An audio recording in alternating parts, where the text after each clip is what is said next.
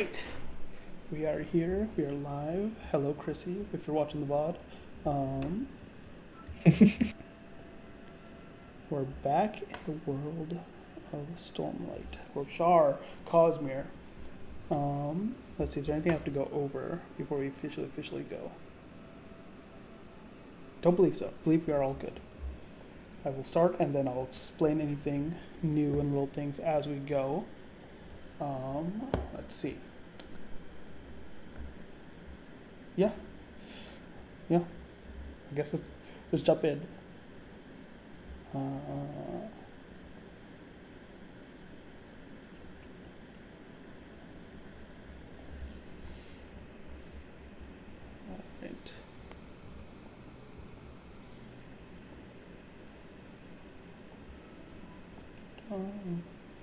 Good old right music going. Alright. Hopefully this loads for you and is not bugging, but you should see the rift, your home.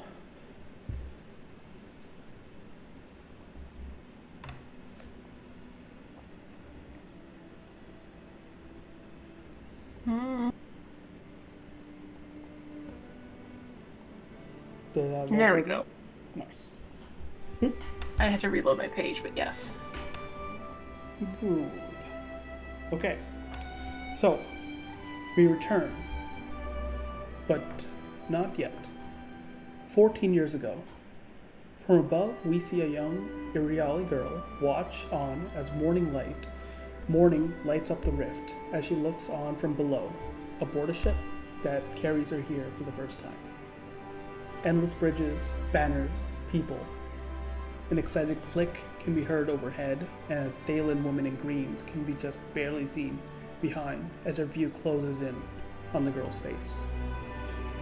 A bit of wonder, I think, as you see your home for the first time, Yin. And as we close in on the face of this girl, it shifts to that of a full Iriali woman. Nearing her third decade, we find Yin looking on at a city from the same standpoint aboard a ship as you take a breath. Just about all the crates are loaded now. You'll sail through the night and then officially set out for the west tomorrow. How does Yin feel getting one last look before she begins to retrace her steps that she took 14 years ago?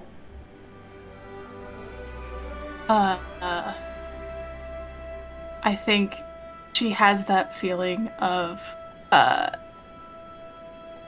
in many ways, still feeling like that little girl. Like she never, like, that person is still her. Like, she's like, sometimes wonders, like, did I change at all? Did I grow at all? But she has.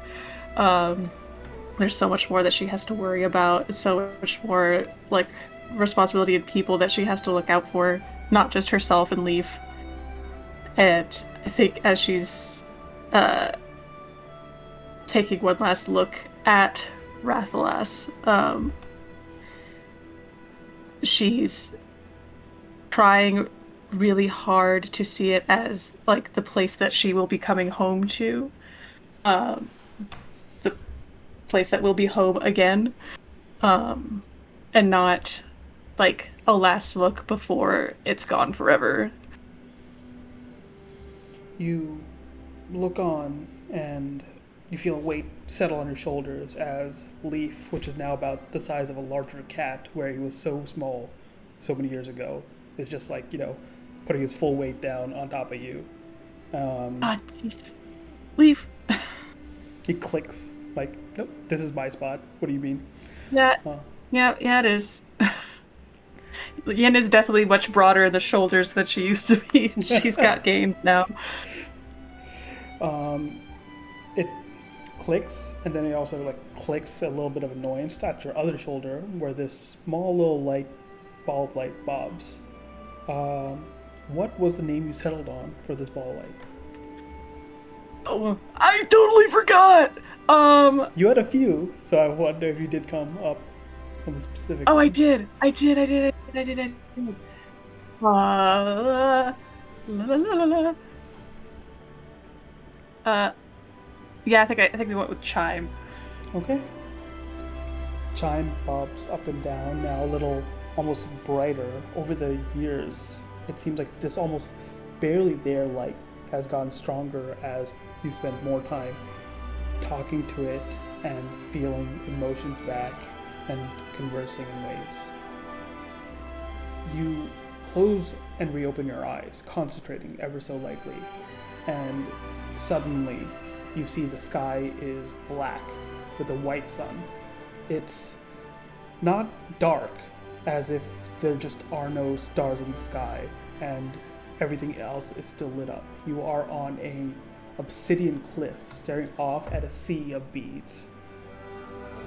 The sea of beads, is Rathalas. It is the rift. It took you some time, but this realm almost seems to reverse where land and sea should be. You see the little, even on the cliff itself, these little flickers of flames you recognize are the souls of people. You see these little beads wheel around. Now you realize are objects in this realm. And you see the larger forms of certain spren. You see one that you actually take a step back from, because in the real world, where it is just red pooling near the feet of someone in anger spren, here it is a beast of dark and maroon that's dribbling saliva, and you peer back in and you stare. There's some gathered over there. Your eyes have to look past it towards someone loading some crates. And where you came 14 years ago with Talira, she has, for longer and longer periods of time, just been staying in Davenar, working with Bright Lady Tanalan and Navarre, and instead Carla has joined you on this trip. You could see And the anger sprint is hers? Yes, but it doesn't seem like she's talking to anyone, interacting with anyone. She seems just working, and you wouldn't be able to read on her face normally, but you do see now where that pool is near her feet. Is this a creature that I see sort of just looming in the periphery of Carla all the time these days? Or is this something different right now, anger? You used to see it a lot more 2 years ago. She's gotten a lot better at hiding it from people that don't have your sight.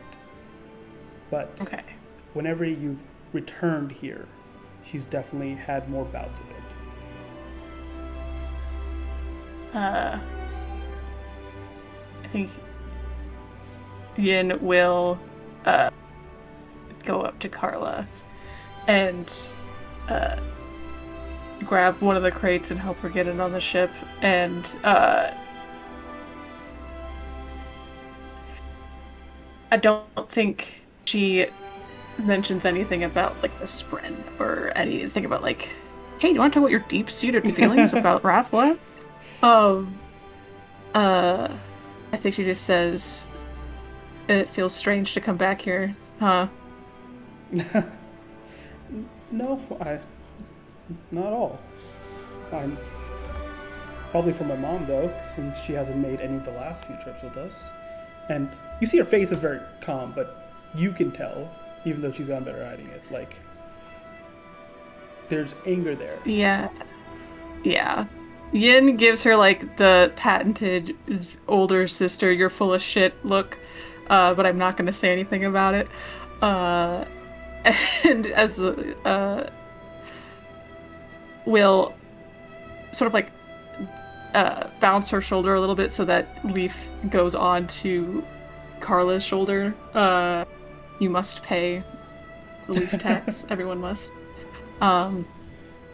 She it was holding a box that was actually on the heavier side, and so as Leaf's weight added, she stumbles for a second. She's oh, come on. Now? And looks at Leaf as if knowing this is just at the most inopportune times she has to pay that tax. Yeah. Yin is also doing it because Leaf was growling at Chime, and she's if you're gonna growl at Spren, growl at this one.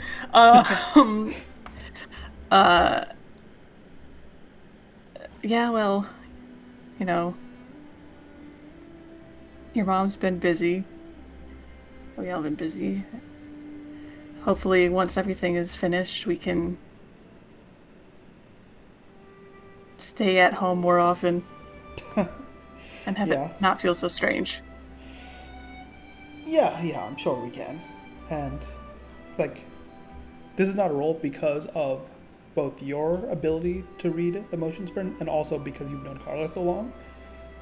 Like, that doesn't seem to give her comfort, almost as No. a. She doesn't, like. Being at home seems like an uncomfortable thing to her. Or maybe there's plenty of, you know, Alethkar and beyond to see if that's what she would like to do instead. True. Honestly, it's going to be nice getting so far from the city. And meeting a High Lord, I don't know. You know that Carla is going on the other sort of envoy, and she is, well, you and your party are first stopping by Hatham's princedom on your way to your journey to see if you can make an ally. She and a few others are going to Bethab's princedom. It'll be at least nice to see, how different parts of Alethkar run things. Yeah. There's a bit And of an. don't be too worried about the High Lord. It's the, the kid is fine. There's a bit of an Uh, awkward silence before she goes. So, did she ask you? I think Ian sort of like squints her eyes a little bit, like cocks her head. She's like, let's see. No, my ability to read your mind has not manifested yet. What did who tell me what? Did she ask you to not go? Did my mom ask you to convince me not to go? Hey, Ira, did you ask me to convince Carla not to go? Ash? It's up to you. This is Carla's assumption. I, So, it's up to you if you actually did or not. I'm so stressed out already.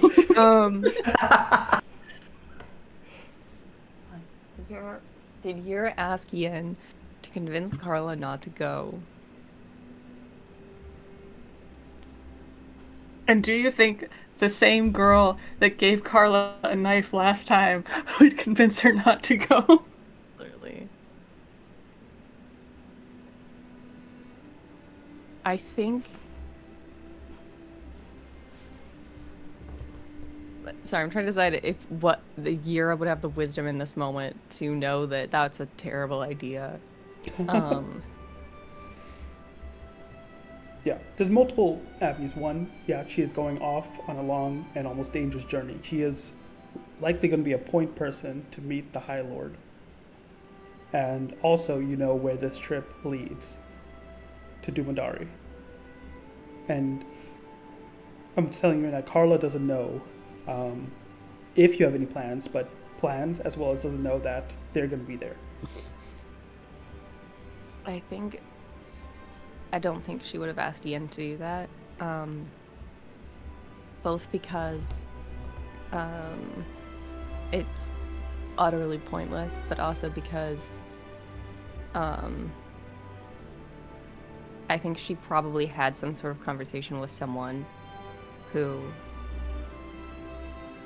convinced her that it's something she has to let Carla do.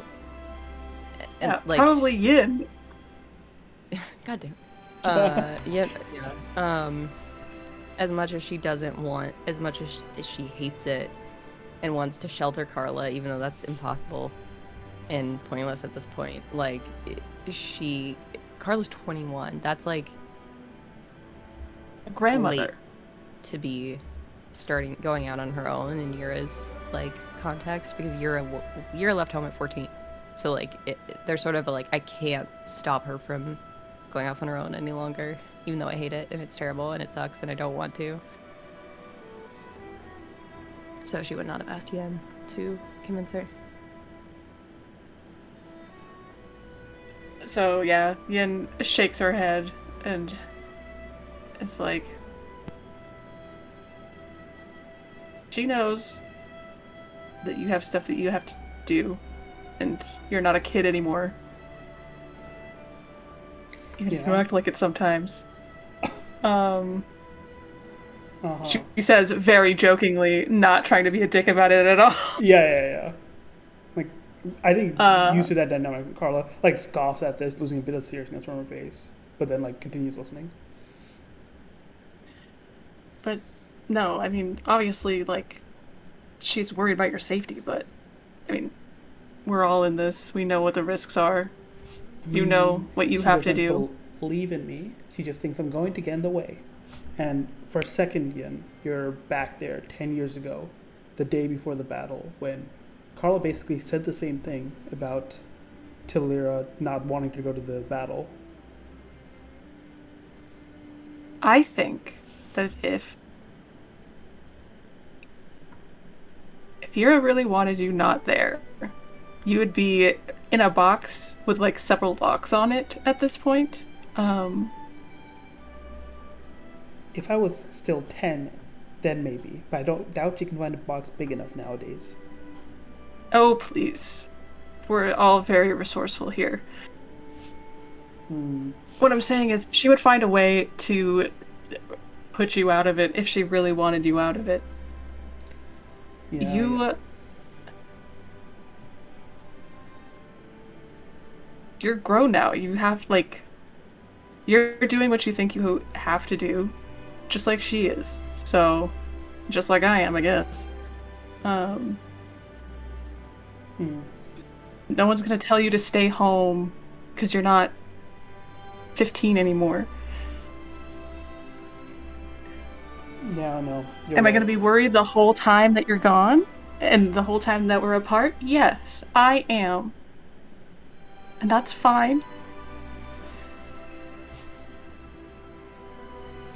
She smiles up at you and says, well, I'll worry about you just as much. Anyway, here, help me with this bigger one. And she goes on, like, you see it has affected her, just hearing that, like, one, her mom didn't ask you, but also that, like, you do also yourself seem to support her doing this. You don't see the anger spin around her anymore as she walks down towards the landing of the crosswalk, and you hear a voice yell out. It says, "Yo, Yin, Carla, need another hand?"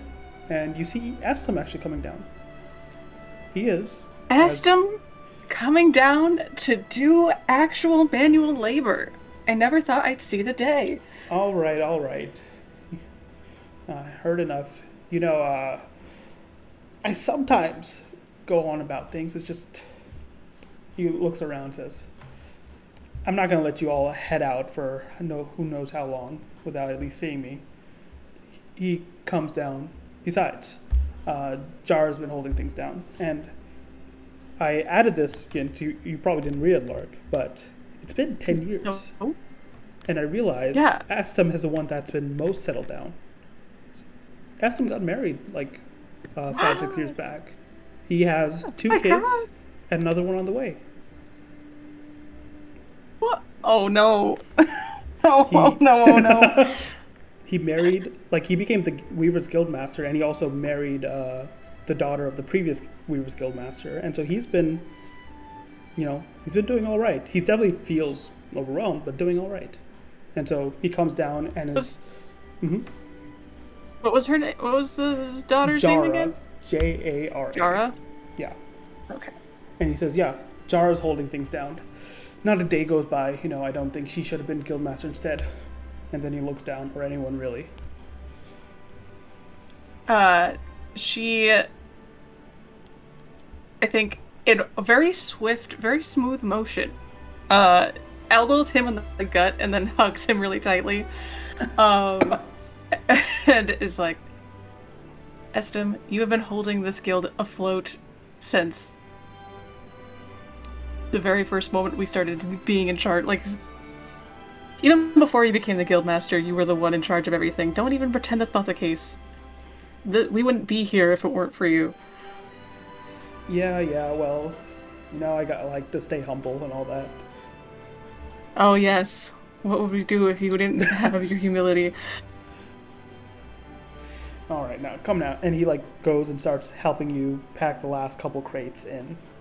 Just, man, everything. You make sure everything is like in one piece, right?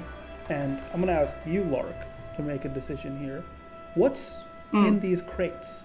What have you been smuggling thanks to the aid of the Weavers Guild that's putting a layer of textiles above them?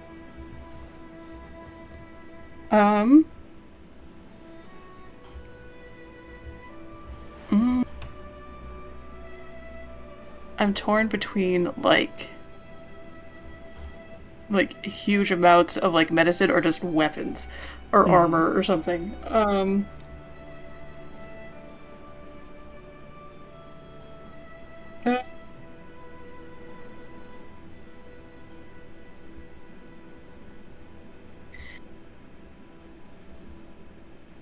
yeah, let's go something very anti-yin and let's go like weapons. Okay. Well, you have about. Like Mm-hmm.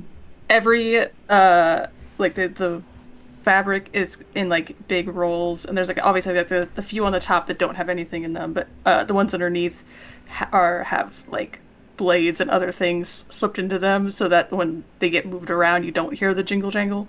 Yep. Yeah, and you were smart about this. That's why you've been making these trips, like every few weeks, just like maybe hiding things in about 20% of the crates. But slowly but surely, you've been building up quite a bit of the arms that Talira and Tanalan Havar have requested. But yeah, listen, the things I weave and that my people weave is top notch, and we'll keep all of this very safe the entire way to where we're going. Mm-hmm.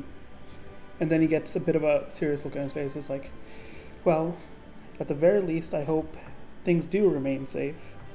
At least until, you know, until you're ready to try some more avant-garde designs. Ugh. I don't know how much more avant-garde I can get. Well, from the sound of things, you're going to be gone longer than usual, so either way, care on that western road, alright? I've heard bad notes from the caravans that have been moving through. They've been getting slowed down in that area for months now. Like, a people problem, or like, this I've the heard terrain? some bandits, but also some beasties and creatures. Like, I don't know, some things move down from the slopes up from the west, south. Well, you know me, I love a beastie and a creature, she says, looking at wherever the fuck Leaf has fucked off to. He looks up at like one of the masts of the sail and says like, yeah, well, I bet there's quite a few things bigger than him. Just be careful, all right? I will.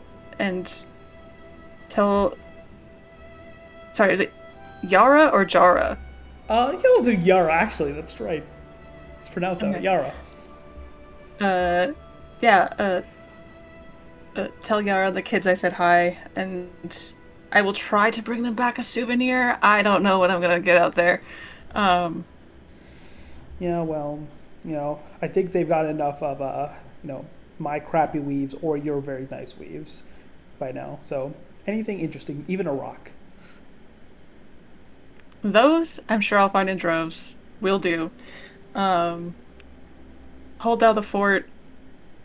I'm sorry to ditch you like this for so long. I'll try to make this as fast as we can. Lord knows, or not Lord. What is it? Storms know. I don't want to do this, but...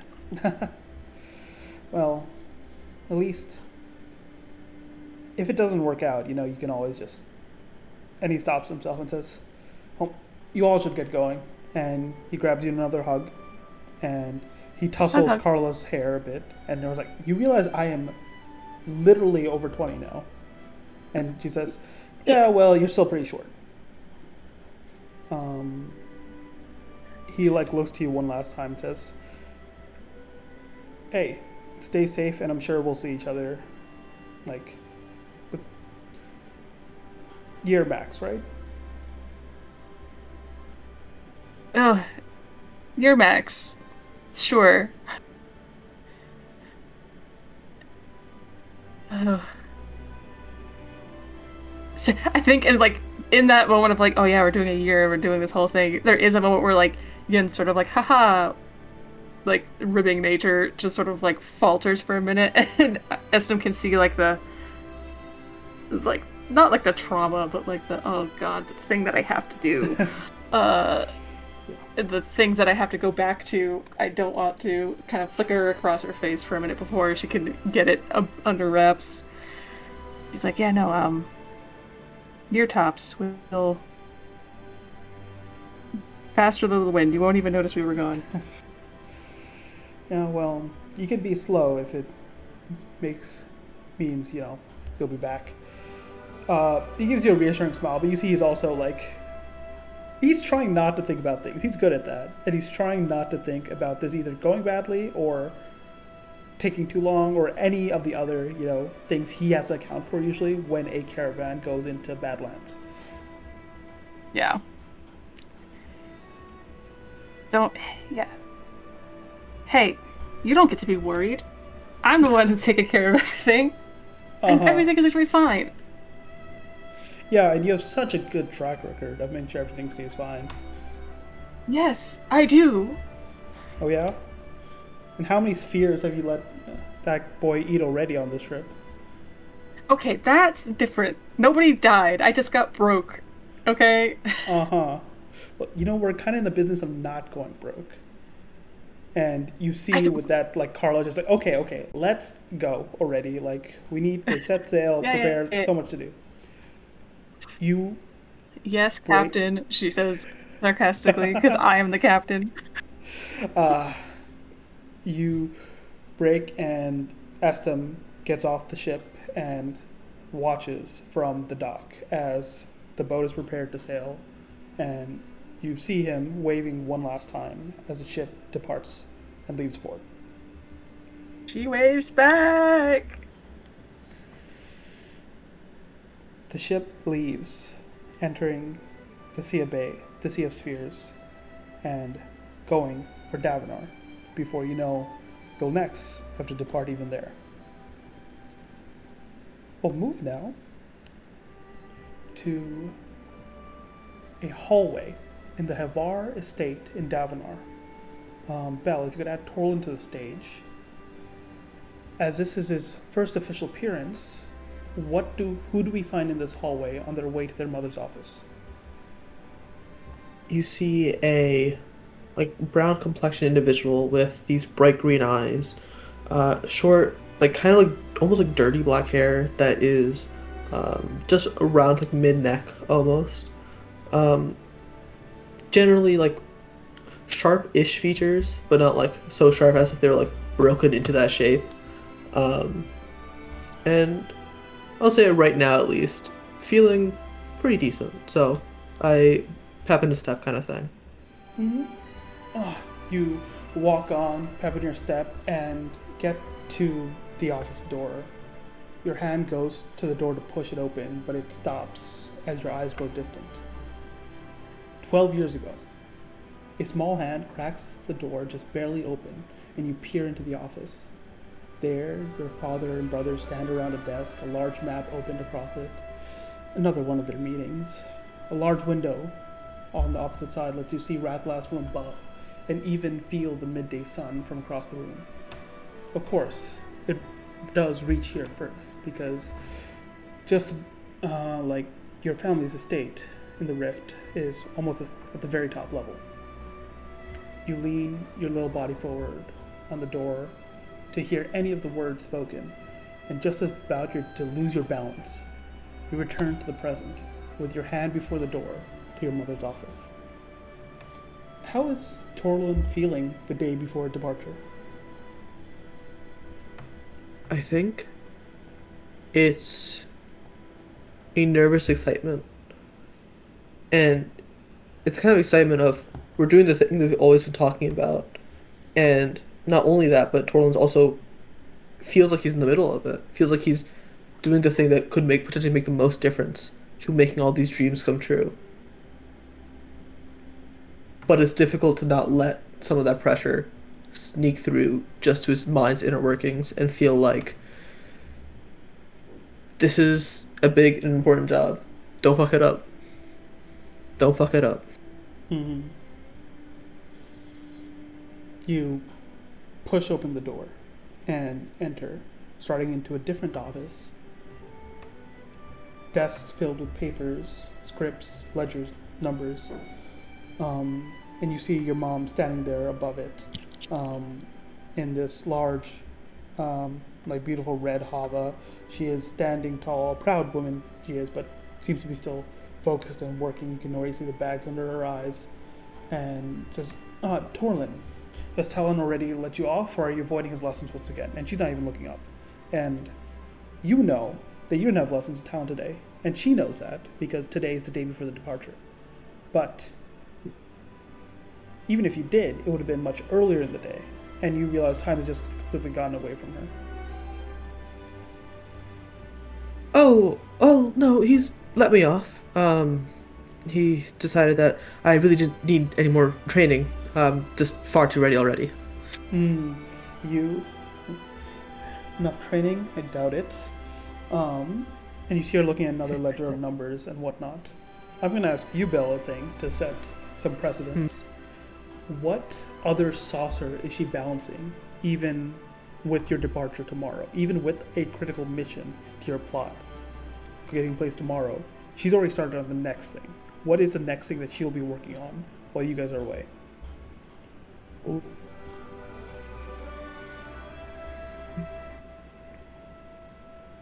I think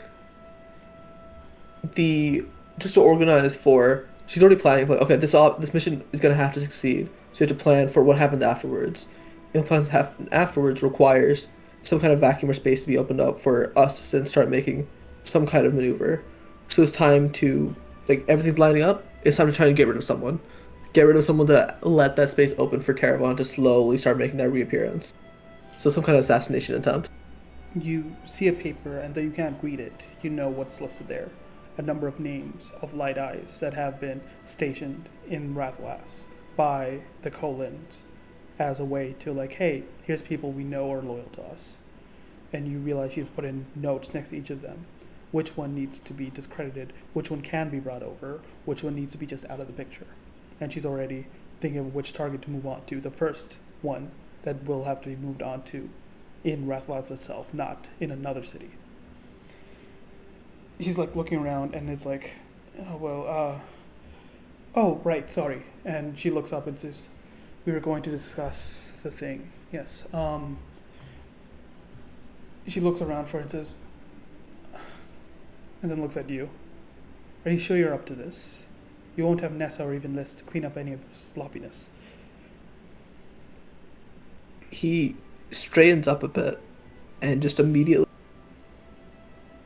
it's something in the back of his head that weighs of that kind of very childlike guilt of even being compared to the idea of having someone else to clean that up weighs him down, but in the way that straightens out his back. It's no, I'll be fine, mother, don't worry. You've raised me well enough that I know exactly what I can do here, and I know I can play my role. You can trust me. Here's a just general question. Is Torlin usually this almost demure to his mother? Or unlike other people? Or is this different? I think this is how he is because there's no one else really here. Specifically because it's with his mother. He's he wants... It's almost like a two-sided identity where he wants to be that person who does speak back in front of other people, but in front of his mother, he wants his mother to know that he's someone that she can always rely on. Okay. You see her still then raise an eyebrow as kind of gotten used to both you in and out of her presence, because there's very few times when you guys are discussing in private nowadays. Does fine. I'll trust you understand the stakes at play and leave the meeting to you. There's a contact I'm going to have you meet in Lanakar, and you know that would be the capital of High Prince Hatham's lands. Gotcha. Part of an organization quite like ours. I don't know which Light Eyes employs this network of spies, but from what I've heard, they are good at their job, and if we can make contact, perhaps we can gain their assistance. They still haven't let me know where, but I at least have a name for you. Where did I put it? Here. And she'll offer a piece of paper and says, a man by the name of Felt. You'll meet him somewhere. Like I said, once they let me know, I will provide the location over span read. But you should meet him in the city, and he'll have this tattoo. And she gives you a little paper, and it has 3 intersecting diamonds. Gotcha. He just kind of like squints at the symbol a little bit, like peculiar symbol, but all right. I'm not one to judge someone's choices in fashion. All right, yeah, you can consider the contact already be made and the good impressions secured. She's like looking you up and down, and like it might be a bit defensive, but you going into this almost more demure nature, she is almost like treating you the opposite of the way you want her. You understand this will take initiative. I've not even discussed this with Diam or Talira. I'm leaving this to you because, well, I want to make sure they... Because I can do it. Because you know I can do it. I know you are capable of it, but I know that there are other factors that might hinder your progress. So, we are just taking a look at all avenues and all aspects. If it doesn't work out, then it does not. But I trust that you will do the best in your ability.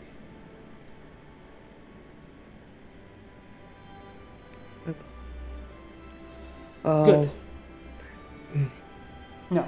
And let's see, and you hear shouting, and you hear your name being called. Torlin! Torlin! And Terravon calling for you. Oh. Hey, it's a friend. Go see what he wants. Torlin like almost too fast, goes to the door, almost to like leave the room too fast before stopping a little bit. It's like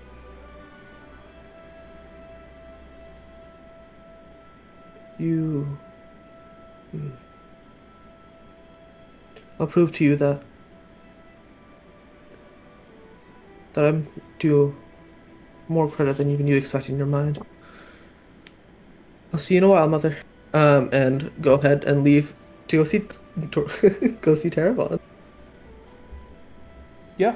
Your mother, you don't hear a reply. You just shut the door behind you, and you go and find Terravon in the hallway. He is like calling out, running around. You see Terravon stand straight. He carries himself like a High Lord to be, just because of how well he's treated around here, even though he is supposedly just a minor cousin of the Denal house, and says, good, Torlin, come, let us spar. Alorand's not around, so I might as well make use of you. Make use of me? You make it sound like I'm any worse than Alorand. Well, you don't exactly prescribe by the dueling forms Talon has taught us. And I'm... Dueling form? Yeah, it's just gonna weigh you down at this point. Come on. It's important that when I take my station, I know the proper dueling forms. As once we're past this bloodshed, there will be duels for honor and whatnot. Right, and to take a proper station, you know how to defend yourself. That's what I'm here for, obviously, right? Mm-hmm. Of course, at least I'll know how to deal with the dirty tricks. Come, let's go. And he'll take you to the sparring grounds on another part of the estate. And basically take up your time. He is, for the lack of the better word, needs to be put up with a lot here, just because he's not allowed to do much, not allowed to show himself, not allowed to do anything, and so he'll oftentimes bug Alran or you, and just you'll have to a lot. Find stuff to do. Yeah, keep him entertained, much like an attendant would. You. I think. Mm-hmm. No, what you saying? No, go for it.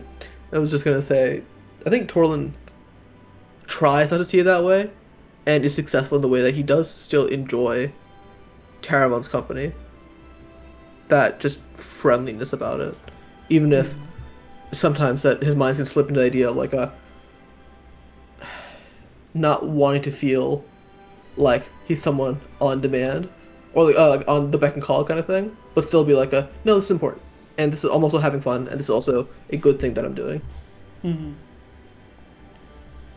You go on and spar, and eventually convince him to play a bit of hooky to sneak out of the grounds once more, and you spend that last night before your departure probably strolling around Davenar with him, not getting into any real trouble, but doing what you do best, showing him parts of the city that he himself would never find. As we just see you two figures as the sky grows dark, we'll switch our view to another dark sky over a city. 10 years ago. Nor if you could add Talira to the stage. Talira, you rub your eyes before adjusting to the spear light once more. You turn to look over your terrace out at Rathalas. Even though the night air, you can spot quite a few more Middlefest banners needing to be put up before the festival tomorrow. You'll have to check in with Palin, make sure he's put someone on that tomorrow. But right now, you need to finish these costs of stalls and ledgers that need to be arranged. You'll just get this done. You feel your eyes already sagging once more when a clink brings you back. There, by your free hand, sits a cup of tea. You turn and see Varen wearing a knowing smile that no matter how much you try or he says to, you're not going to be able to sleep without at least finishing what you're working on right now.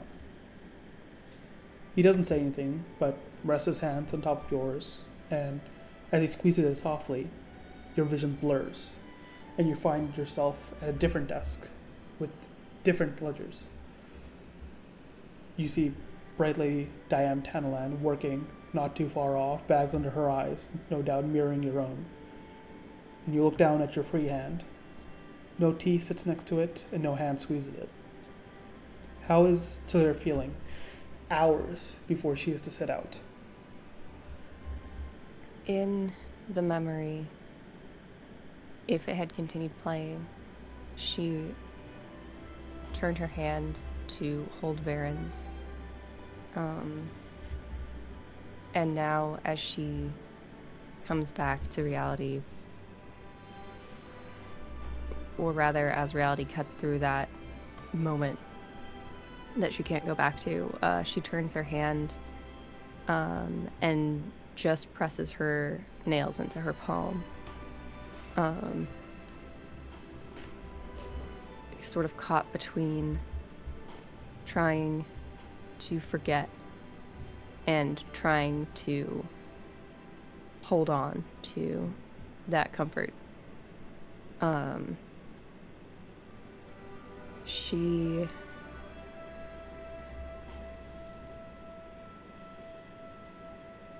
always been good at pushing through and doing the next thing, especially before a big job or when there's a lot going on with the store.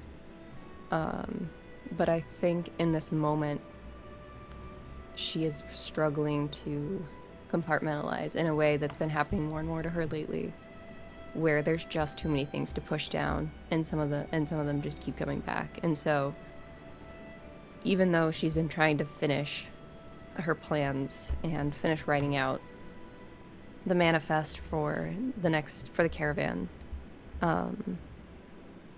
her head is just swirling with all of the things she's worried about, and now that the memory of Varen and thinking about Varen and Zdenek is added on top of the pile. You force yourself to continue working. Nora, what's Talira's third experience? I decided it will be if you do not, no one will. And if you don't continue staying awake, getting the work done, no one will. But you do see at least a like soul. Brightness Diane Tanalan continues to work. She's working on a list of Light Eye's names to keep in mind for when you arrive in Hatham's court. Something has come over Spanreed from the Denals who have already set out there, and she is just making notes and citations. You have known more so about the mercantile side. I'm going to ask you, Nora, where has been flowing a lot more through Hatham's land than recent?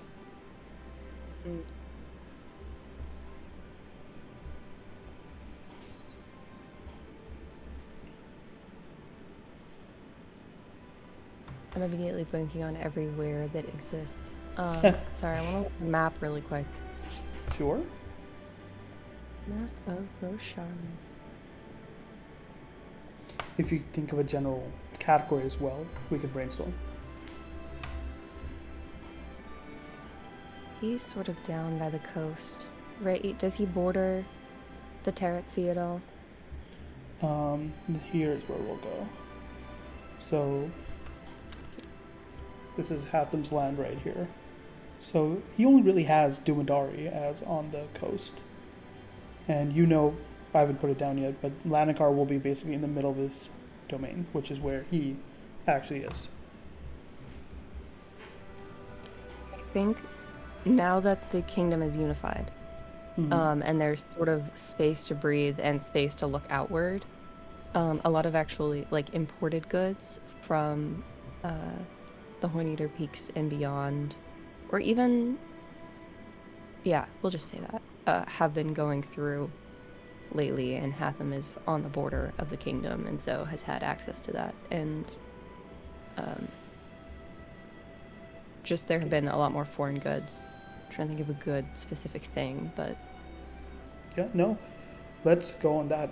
Basically, Horneater products is a good category.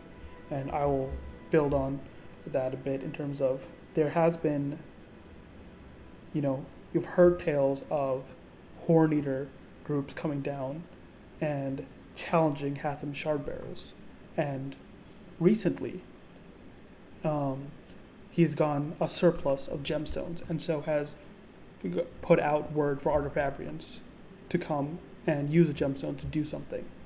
He seems to have used both those Horneater supplies to be like, yes, I've come into an influx of gemstones. Please come and see what you can make with these.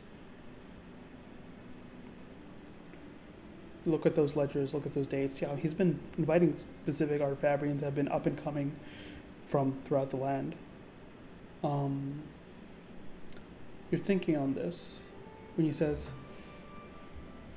Talira. what? I've been calling your name for a bit. Are you all right? Do you need some sleep? Well, of course you do. You're actually setting out. Wow, it's already dark out there. Diane is like No. looking out the window. I mean, I'm fine. I'm fine. Was just thinking about Hatham and everything we'll need. Of course. Well, getting an audience is only the first challenge, of course. It would be most unfortunate if we found some way to bind him to us. There must be something that he needs. She looks at you, and she knows you pretty well. She knows you're thinking like a merchant. And she thinks like a light-eyed lady and says, you understand the value of trade, Talira. Not the value of what's being traded, but in the oath itself, right? I... Say that again? Sorry. No worries. She said, you understand the value of a trade itself. Not the value of what's being traded, but in the trade or oath itself. think Yura pauses for a moment in this, like, thinking about it her way and then trying to think about it, trying to understand what Diane would mean by that. And sort of gives it a moment of, and then, I mean... A deal that you make is often an oath, is it not? I will give you this if you give me that. I suppose it often trade once established sets precedent for future relationships. Exactly. I wouldn't say it's as binding as an Alethi oath, but True. And what is the difference in our oaths versus those made by merchants? not all merchants, well, a good merchant knows to abide by and respect the customs of the people they deal with, but not all merchants are bound by those sorts of things. True. That is true.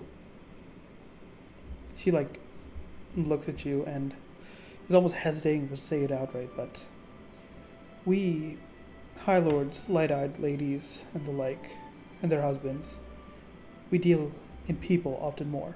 While yes, there are slavers, we deal in a different kind of person. We make oaths and bonds. We have trades between houses and families. Do you understand what I'm saying?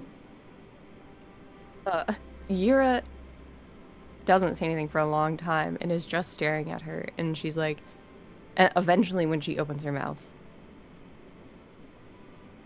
I glean a meaning, but You'll be taking point on this meeting with Hatham.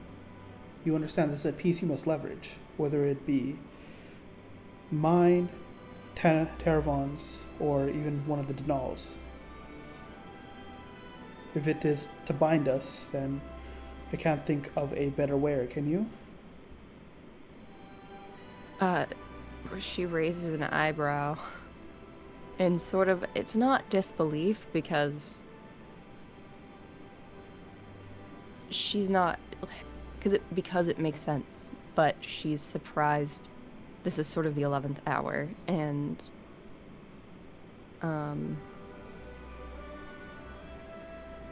finally she nods. Are you? If it could be just me, then I would welcome it, but I doubt any of his bright lords would want to marry an old crone. So that's why... You're not yet. And the tone of it is not, I think you're a political barding piece. It's a little more of a friendly, like, she's not denying what Diam is saying, but it's a little like, oh, you're not that old.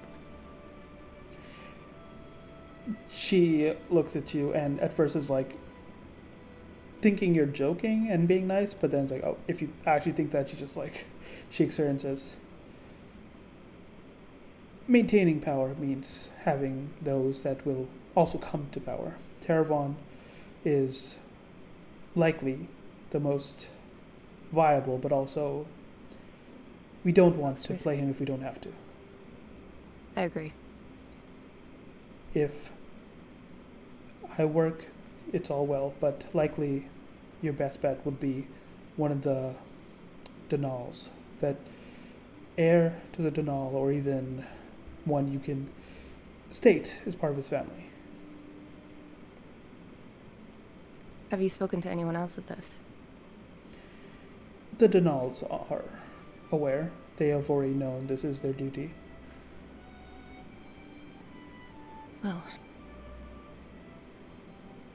I can't deny that you have a point. It's not a bargaining chip I would pass up. Good. And you know the Laddas better than I do. Yes, well...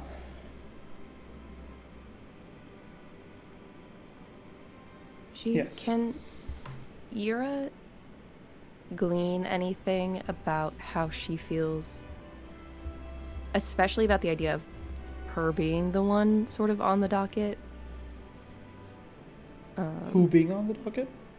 Like Of, Diane. Oh, how she feels about herself? Yeah. Sure. And If she has any feeling about it, or she's just no role, accepted. because I think she was being very honest. She Yeah. does see marriage as a political piece, and probably you would even have read into her after like conversing with her and remembering how she was before, that she was actually quite happy that she had such a good marriage at all, right? To her late husband, right? That one she was happy about, but she doesn't go into it thinking it's going to be that good, right? It's going to be a business partnership, more or less. Yeah. And I think she was also being very truthful in that, like, hey, if it could be settled with her, then she is perfectly fine with it, because she also, you get the sense that she has not had this full conversation with Terravon. Yeah. Yeah, when she was like, "Oh, I've talked to the Nulls about it," it's like, this doesn't feel like something Terravon would. Yeah. So. I think Yura sort of gleaning that, knowing Diane, nods and still doesn't say anything for a moment, because like even though this is like, she knows that this is how light-eyed marriages often go, especially with people of this high of the dawn. I can never remember. It's so strange to her as someone who married for love. But she does just eventually nod. Good. Then just get some rest. We have an early morning. She looks at her notes, looks at yours a bit, and does usher you both to bed. Morning will come. You both will be able to continue with your work. But she seems preoccupied and realizes she's getting not that much work done, and almost as a like, hey, you need to sleep also, so I can do the productive thing, which is to sleep, so I can do more work tomorrow. Yeah. She probably knows that if she had stayed, Yura would also have stayed. Yeah. You rest. All of you find rest. Yin's ship arrives the next morning. You all gather at the Havar estate. You all can join the stage so you can see your lovely characters. Great. Remind me how I do that. Yes. Top right, there's a little, the three dots, and then there's a little like a mask image. The second option, not the first. Ah. Where?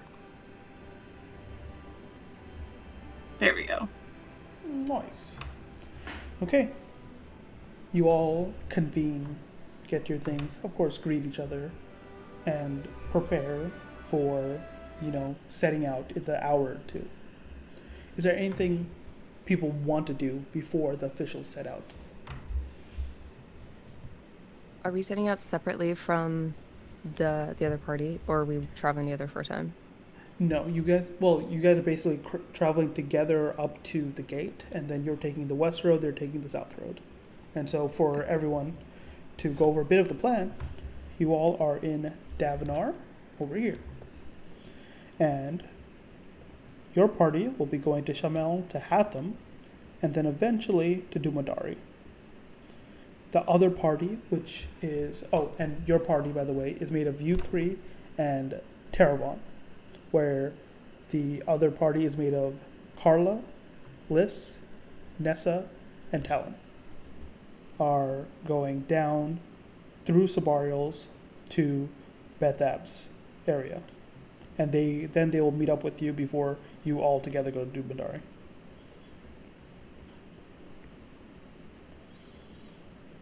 As a note, Alaran, his father, and Ithi have gone on ahead to Hatham's princedom to establish some light-eyed connections. I'm so glad Icy will be there. Me too, but I'm very worried about her. Um, she said that Talon's part of the group going the other way. Yes, Talon is going to Bethabs.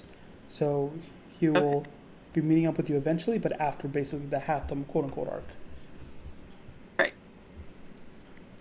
Cool. I'm so stressed. Jesus, I'm so stressed. I know, right? Yeah. I just. Yeah.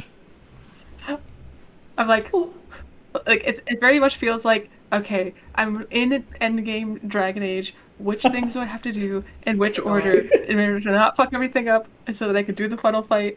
And I'm gonna die anyway, so it doesn't matter. But This is the beginning of the quest. You're nowhere near that. We have to do the Mage Tower first.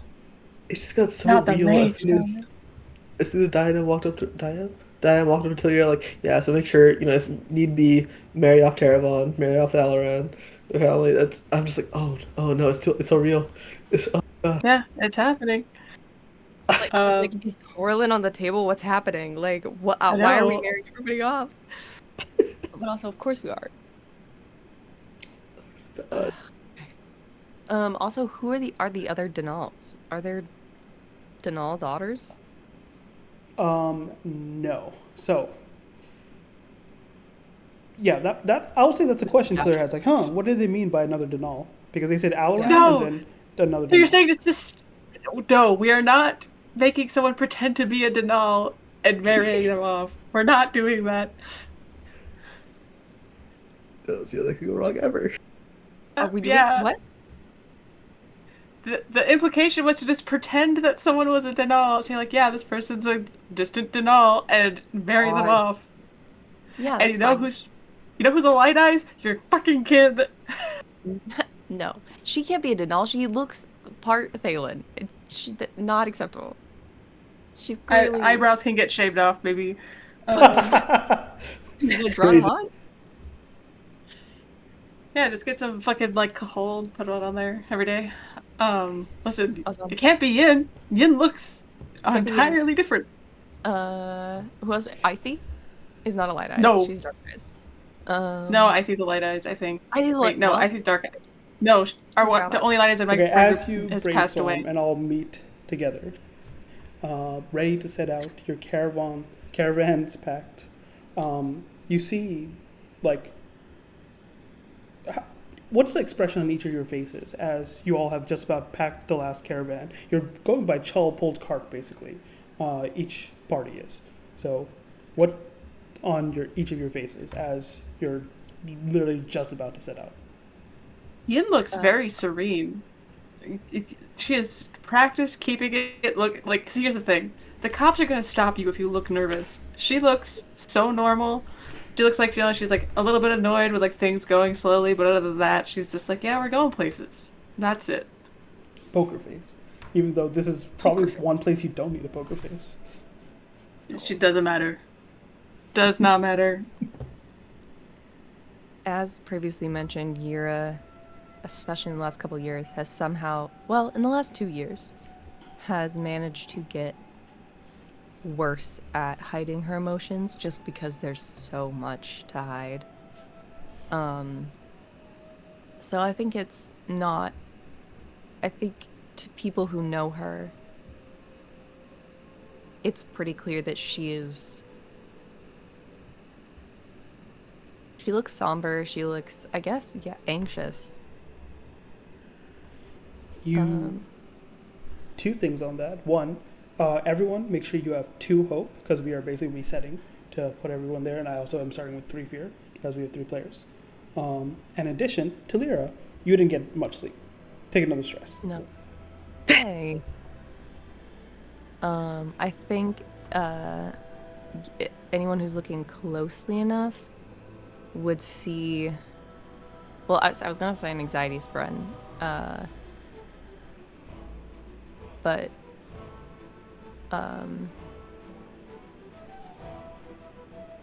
maybe instead it would be the little puff of dust that sort of from a distance almost just looks like the ground is dusty where she's stepping, but a couple of times it's like clearly an exhaustion spread. I think Ian goes up to Yura and just like, the journey's just started. Are you sure? We could put you in the cart. You could take a nap if you'd really like.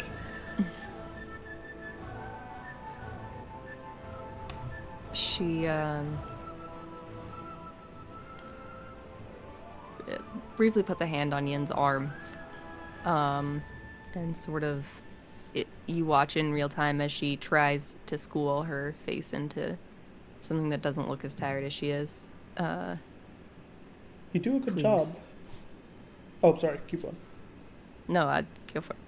I was just saying you do a good job, but then over Yin's shoulder, you see Carla, who has not come to talk to you since getting back by ship with Yin, is just going to the other cart and has not stopped to say anything.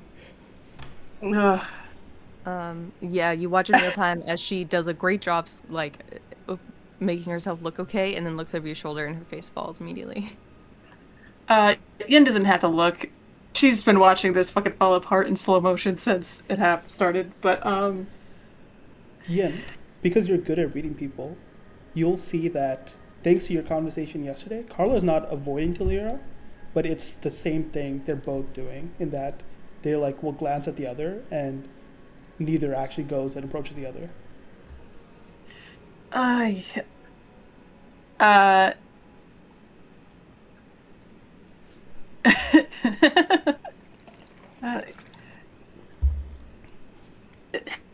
you... Is there going to be, like, this distance that happens just, like, forever? Like, how long is this gonna go? Is Yin saying that out loud? Yeah. Yura flinches away just a little bit. She just wants to... You have your safe hand in your like side, near your pocket, and you can feel your like finger get pulled. Talira. It's like, listen to her. You just almost can barely hear. Don't you take her side? Yes, take my side. No. Yura lets out a little, like, takes sort of a little, maybe just a little bit shaky breath.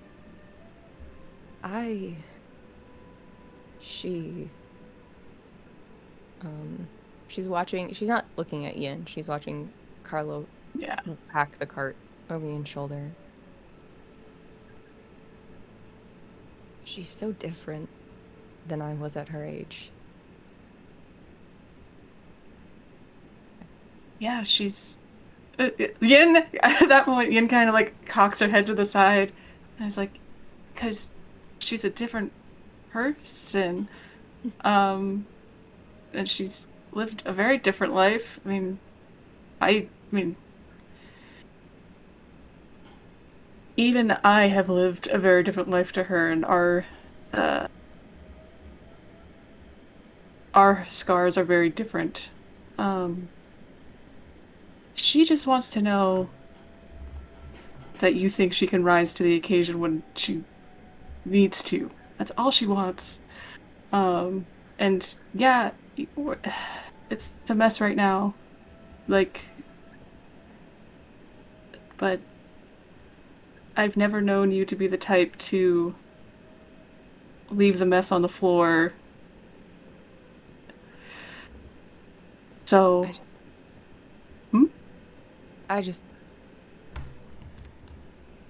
I know she can. I just wish she didn't have to. You know who would probably really appreciate to hear that? Me, I guess I would also appreciate to hear that, but, Yin is really putting on, like, her best Estem impression right now. Because she's like, I don't know how to deal with this. My family had it pretty good until they were just not there anymore. Here's the theme. She's like, my childhood was great and fine and normal. Yeah, I don't and deal with traumatized children except for Yin, who's yeah, different. I just They're both human. I do think um though, as Yin is like, I don't know whether she says if the I would appreciate hearing that little sort of side bar, but like, yes, uh, she does. perfect. Yura does finally sort of cut her gaze back to Yin, um, and her hand goes back to her free hand, goes back to Yin's arm, and then uh, just gently in a way that she's done many times, cups Yin's cheek a little bit. Of course you can, as if you haven't already. Oh, And then her hair Yin a little bit. leans into it and like puts her hand over Yura's and gives it a squeeze, and is like, "I appreciate that." And now that you have done so great at practicing, I'm gonna go talk to Talon, and you're gonna go talk to your daughter. Almighty, when did you get old enough to talk back to me? And she takes Honestly, this. she gives her hand one last squeeze before she lets it go, and is like, "Honestly, most days I don't feel like I am. I'm just pretending. But don't tell anybody else." I'll keep it a secret. Squeezes Yin's hand back and then does. Gotta talk to Carla. Okay. Before we do either of those conversations, Torlin, what are you looking like right now, right before departure? I think it's almost come like full circle where he wants to be. It's kind of like looking between Yin, who had the like very like, green poker face, until Yura, who had the exhaustion and then kind of like that nervousness because it's harder to hide emotions. It's like finding like, oh, where's the gap? The gap is the person who needs to be excited about this, the person who needs to be like over the moon about this kind of thing. So I think he's again same thing as before. Like he's trying his best to be happy, excited, walking around, maybe even like whistling, hands up behind his head, even if he can't fully feel those things. Okay. You're just walking on your own, just like, just basically going from place to place, just like, keeping yourself busy. Yep. You are doing that when you feel a punch on your shoulder. And you see Liz standing there. It's like, what are you doing? Aren't you going to help? There's still, like, I think 2.5 boxes. I am helping. I'm like overseeing everything. You There's plenty of are helping I'm doing right whistling now. off to yourself by yourself. Your hands are in the air. It's called morale support. My whistling is bringing everyone's spirit. Oh, well, thank you, Gracious, what am I saying? Gracious. Gracious Bright Lord, for administering to our tasks. Come on. Okay, come on. Help me with the crates. Don't have to do all that.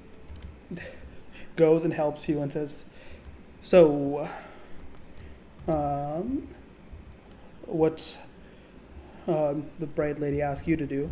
Anything interesting? Well, I gotta go talk to a guy who's named after like the thing that comes off an animal. Apparently, a guy named Felt. What Um, animal? I don't know. This is Felt. It's like off a Like deer or what? something. What's a deer? Fuck. Right. Yeah, I remember this fucked seeing up world where deer don't exist.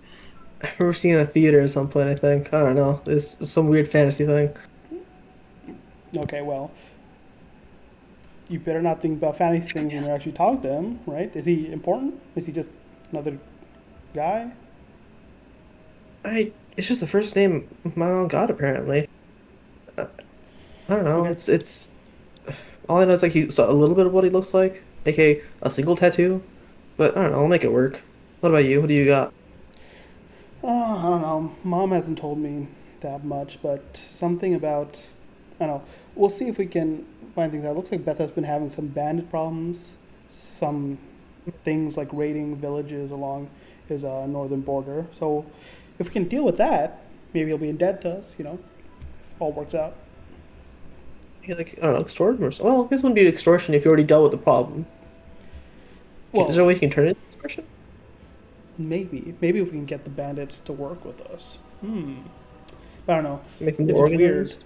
I don't know what they'd want. From what I've got, they haven't even stolen anything. They just killed people and left everything after. Huh. Wait, is it even bandits then? They just sound like, I don't know, marauders or something.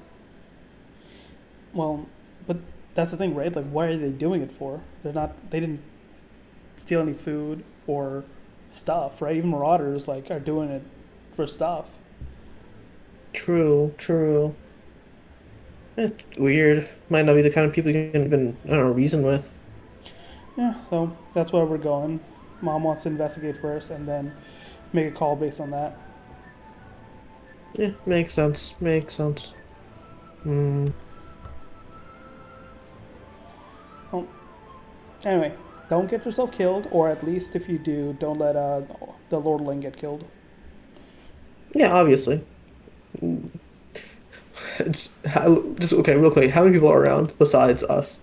Just you two right now. Okay, cool. But Tyro's at gonna be least hearing fine. range. Yeah. Hmm? Yeah, Hearing Tyro's range. gonna be fine. He's. Yeah, I thought this one earlier. Oh no, what you think about it? Tyro's gonna be perfectly fine as he rides the caravan. How do you like it? Really? Erish. And Listen, then the steel guy just. then she It's gives you a funny. wide smile. That's so bad. Like you need to workshop that for a Hmm. while. Like Personally, I think you just don't know good poetry. you don't know how to read. You haven't read poetry. It doesn't take a person to read it to know that when it's good. Like what I just said. And mine's plenty good. Yours. I liked it. Okay, I might not know poetry, but I'm pretty sure the stuff you made me read to you was like at least thoughtful. Yeah, that was full of thoughts. I thought of so many things to try to make that happen. You have barely a I thought of thought. caravan. I thought of the caravan. Well, at first I looked at the caravan, and then I thought of a caravan. I was like, that's pretty similar. See, bunch of thoughts. Four of them right there. Uh huh. Oh my She'll god. take the like smaller little crate and just put it on top of yours and says, "You can maybe see how heavy actual thoughts are by carrying those." And then she'll like walk off. How'd you put thoughts in here? All right. Yeah, let's. Let's jump to Yin. Yin, you want to talk to Talon? Yeah, I mean, it was mainly an excuse for her to get away from Yura, so Yura couldn't talk to her to like put off talking to Carla because Okay. she knows her mom. Um, so yeah, she's gonna go over to wherever Talon is at and be like, "All right, big day. Are you ready?" Oh, Yin, yeah. He seemed a little distracted, and because you're good at reading people, and these people you've been with for a while, you can tell that. He says, "Yeah, yeah. Like I'm sure I'll be fine. Just some bandits we were told to watch out for, but looks like from old spy master Nessa there, we're maybe even be tracking them down." That's good. By the, like his like distractedness, does that? Am I getting the sense that he's worried about something else on top of this? You think he's been distracted for the last 2 weeks, and that's Okay. been a while. And I will say, um, I'll say you can either make an instinct check, or if you want to, uh, yeah, make me an instinct check. Hello, hello, hello, Hello? princess. How do I roll this? Oh, Um, that's a great question. Oh, I used to be able to click it. you can You click it should now. be able to click it. Instinct? Should. Hold on, let me refresh my page. Is Maybe your something isn't right. sheet pop down? I will also say, basically, if you want to use a bit of Stormlight, because your ability lets you be good at detecting people's emotions, then you can Ooh. just auto succeed. Oh, yeah, I'll do that. Okay? Wait, I have Then- to spend a hope, right? Yes, it's basically spending a hope. Hold on. Now I'm trying to refresh the page, and now it's not loading. Oh. Oh, wait. Oh no. Oh no. What kind of not loading? Not loading like it's Like- not connecting, or Like, not loading as if I reloaded it and now it's just a black screen. Oh, okay, it just black takes. and a white screen.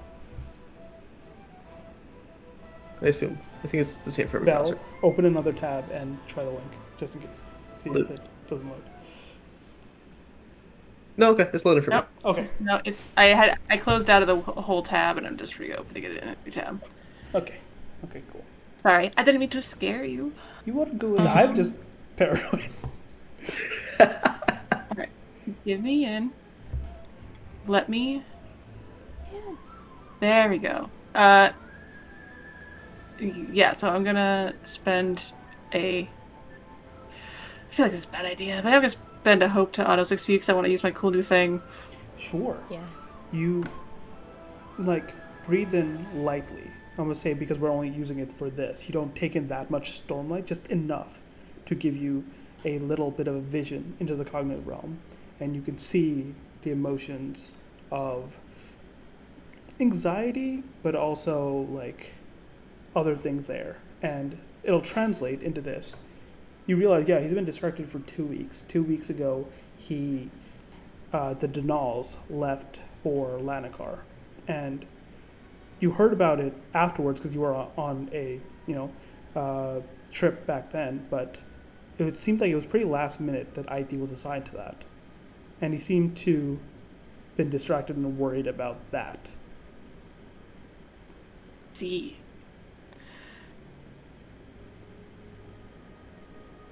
You also you use your special power, so you can see some almost like it when you know that topic and you look for it. You do see some affection spread, and I don't know if you've talked about it, but they worked together for 10 years, and they always denied being in a relationship, but they definitely, you realize There's something there. yeah, like it's almost as if they weren't on the run for their lives. They might have explored that, but they were, so they didn't. Yeah.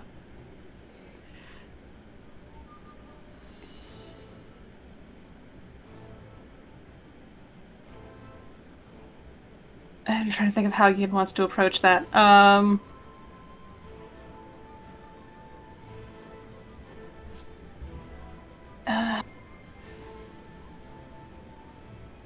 yeah, she takes in a deep breath and sees that, and as she like sort of like exhales, she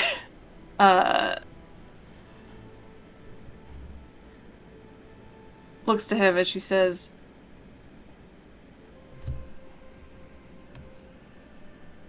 Ithe's a big girl, you know. She's more than capable of taking care of herself. I'm sure you already know that, but At you, confused from like, what? Yeah, of course. Yeah, like, don't worry. I've seen her take care of herself plenty of times the last decade. And he seems almost like doesn't even realize he's feeling this way. That's why he doesn't look like, oh shit, you caught me. More like he's just like confused. Yeah. As if he didn't know his own thoughts. Yeah. Yeah, I just,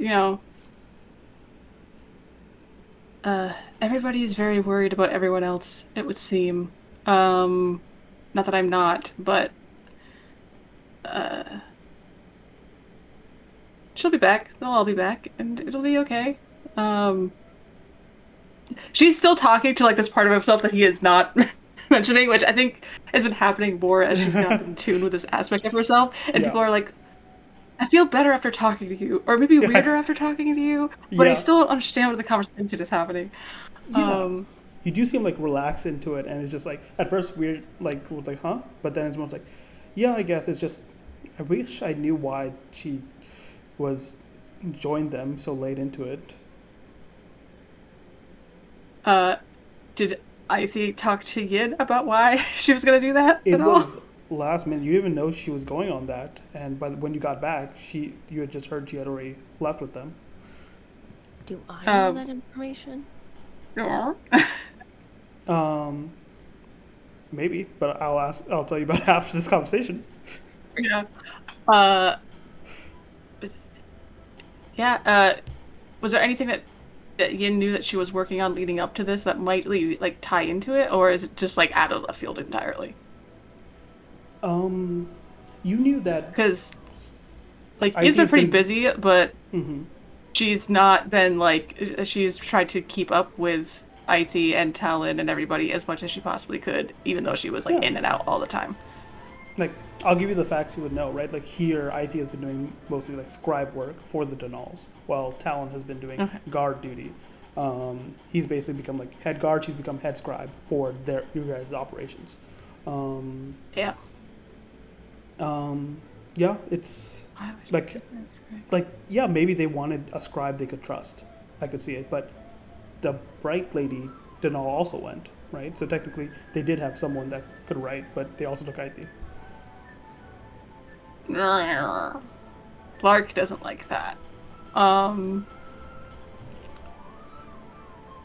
Yeah, that is a little strange, but I mean, if all the Denals have gone, then they are very well protected, so Ithi's probably in better hands than she would be with us. Yeah. Like, there's nothing dangerous there. It's some balls and feasts. I'm sure they'll all be fine. Yeah. God, you're even setting up these people to be sad. Fuck What off. do you mean? They don't have to be sad. I am the prophet, and I see sad things. La la la, the epic, the musical song. I did immediately start humming it when you said I am.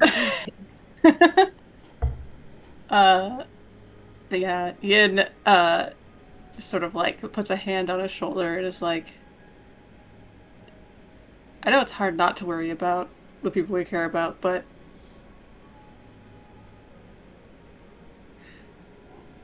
I'm pretty sure that they're gonna be fine. I'm not worried for Ithy's safety in this one instance. Yeah. And she'll be back before you know it.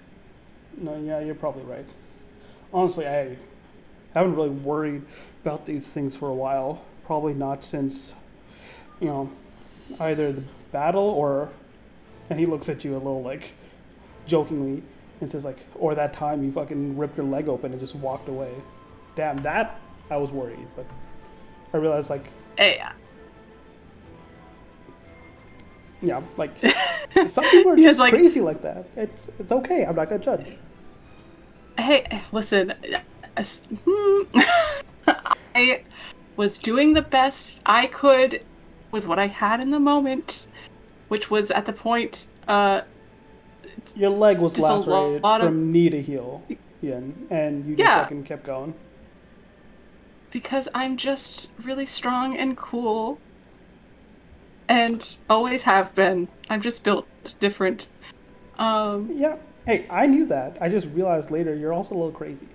And just reading Talon, this is like when you first met Talon, like he would have been embarrassed shitless to talk about that incident with you. Like he probably Yeah. carried with him, but 10 years later, it seems like he's like, yeah, he's cracking jokes about it. He's like, yeah, you're the weird one in that scenario, not me. Yeah, no. And Ian knows that. She's like, yeah, no, I can only apologize for scaring the shit out of you so many times. Good. But also, Then you I can try not to scare me going forward and not, die or anything else bad while you're traveling. I feel a little unkillable, not to like tempt fate, but if the things I have gone through so far haven't killed me, I'm not about to let anything else. What do you think, a bandit's gonna get me? Not today. All right, now that's worrying. Yeah, no. What do you? Okay, I thought you actually knew how to handle it yourself because you actually have more experience than the rest of these people have to guard. But watch yourself, Ian. Huh? Like even the best of us can die. That's true. Yeah. I know it. We've seen it. Yeah, and you see he gets a bit more serious, and both of your minds is you were there when you saw the best soldiers you knew. You saw Kalahar. Both of you saw him die. Yeah. Yeah. I think especially when like the best of us can die is said, she sort of like does like the serene mask sort of cracks a little bit as she does flinch at that. Yeah, I sorry. I Hey, my it's all right. attempts to keep things light are me putting my foot in my mouth, it would seem. Um Sometimes you just don't have to try that hard. Like, when you're being weird, just think what would not be weird to do right now. Saying you're unkillable? yeah. That's kind of weird. Let's not do that. Incredible advice. Yeah, no, you're right. I oh,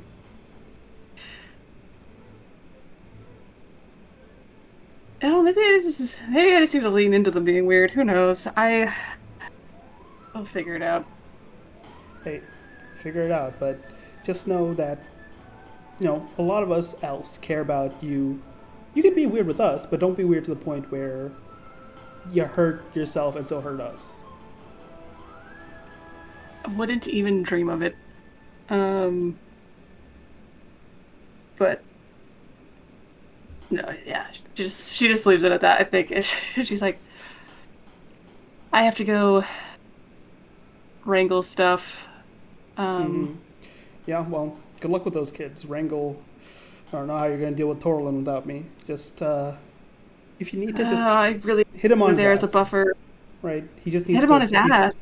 he needs to be sparred down every like couple days, or he gets fidgety. Okay. It's like a fucking axe hound. Okay.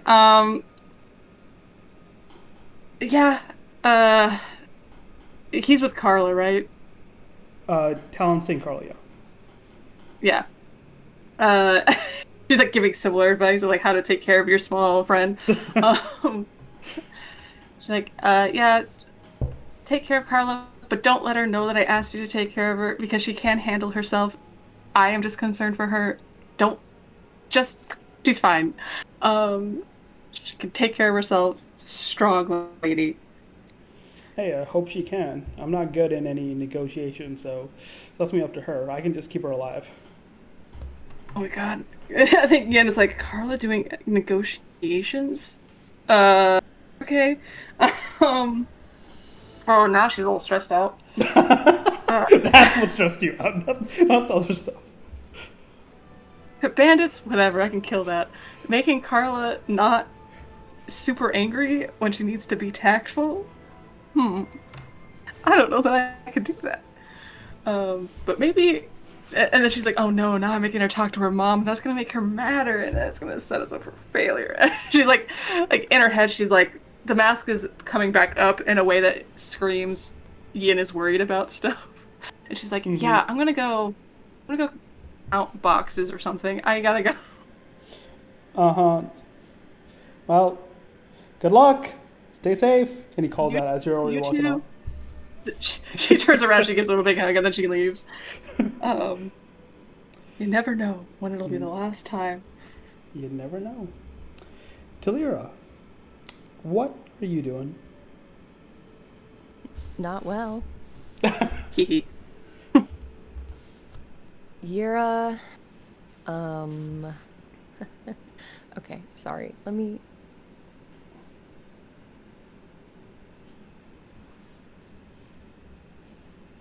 Was Carla like loading boxes and such? Like, was she in the middle of a task? You see the loading of the boxes is finished, and Nessa and Liz are talking. Other people are like, basically ready and just on standby. Carla is just at the back of her cart, like almost like counting again. Oof.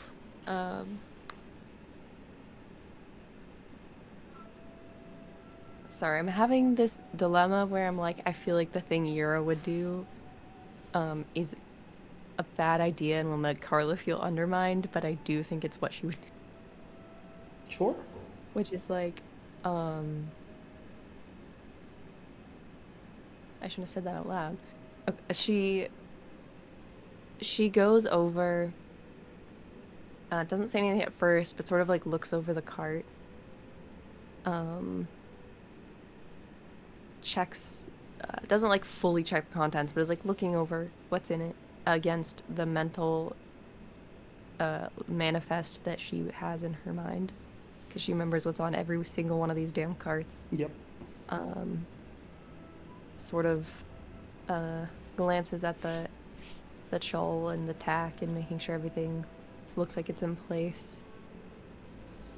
And then when she finally circles around to talk to Carla,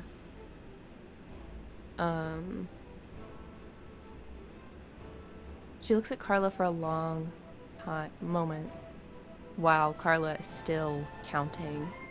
You see Just her, so she can have or as you got closer, right, and they're taking a while, she's muttering under her breath. It's like, all right, we have the steel, the ore, yes, if we offer that up first, and she's like almost thinking of like plans of like, okay, how much do we offer first versus second, right? In this scenario, can we leverage this, right? Like, you can remember similarly doing things when you were younger than her, when your bops asked you to be like, okay, so what would you do for this client?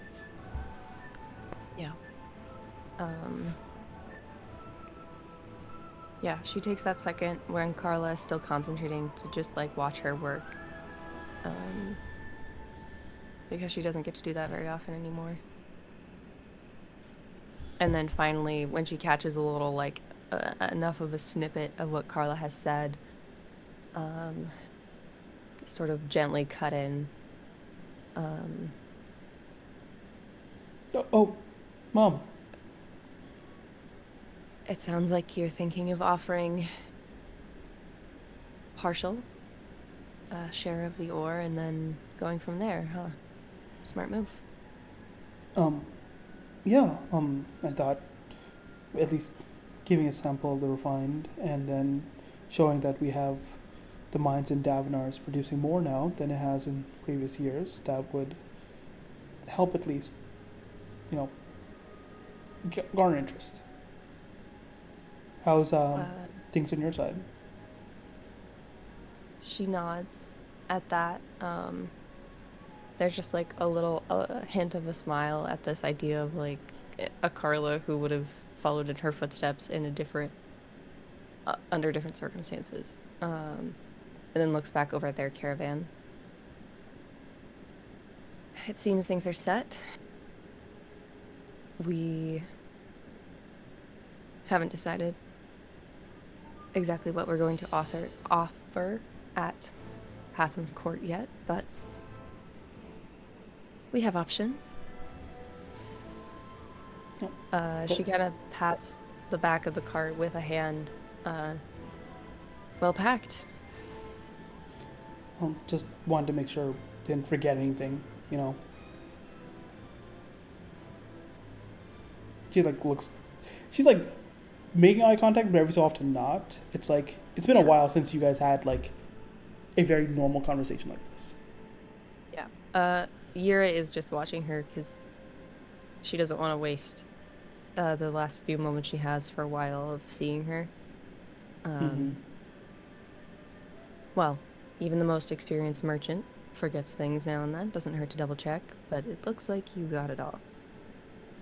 She looks up and smiles a bit.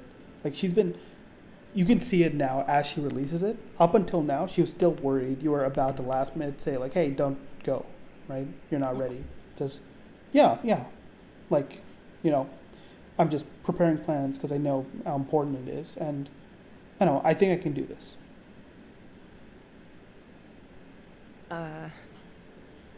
Yura smiles at her. And then reaches out a hand. As in gesturing for a hug, or a hand as in? I think, yeah. Or was that could be like a handshake, like?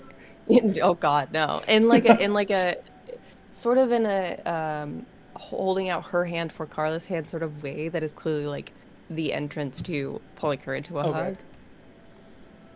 She'll hesitate a moment just because it's been a while, but then like relax into the hug and be like, thanks, Mom. Thanks for believing I could do this. Yura doesn't say anything for a second as she hugs Carla, and then eventually kisses the top of her head, and doesn't pull away, but sort of like looks down just enough that she can catch Carla's eye.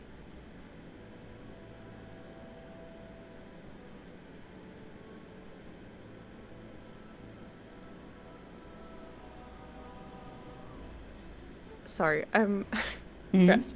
Hey, it's going really Yeah. well. Are you worried about picking the wrong dialogue option? Because I am. Can't save and reload. No, it's more of just, yeah, I guess it's that. But she catches Carla's eye.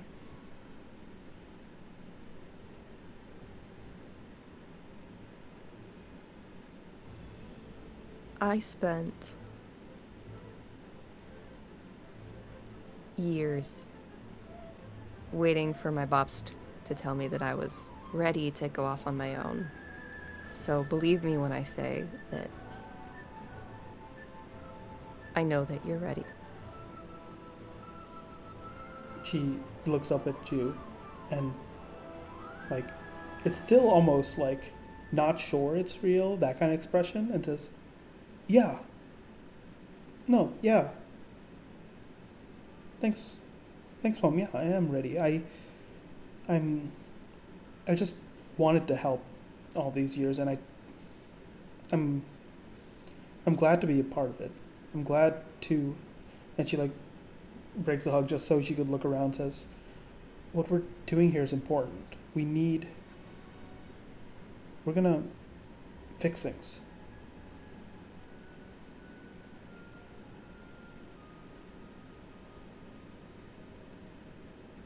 She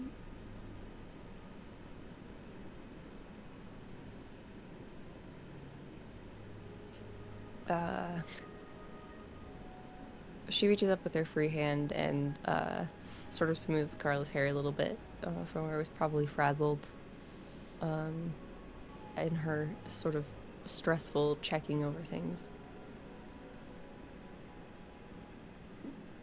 Carla seems to be like almost gathering a bit of energy now. Says, "They just don't understand. They didn't understand that things were just not the same." And you realize she's talking about other people in Rathalas, right? And it's like things haven't been the same since, and it's because of the cold names. We just need to take her home back. Unfortunately, Yura has not done the emotional work to realize that that's not true.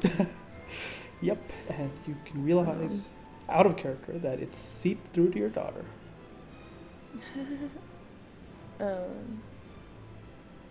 She finishes smoothing down Carla's hair and nods. I know you care. And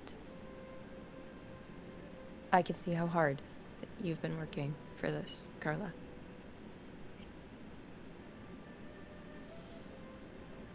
Thanks, Mom. She reaches into her pocket. She's wearing a safe hand glove, so she doesn't have a sleeve pouch. But she reaches into her pocket and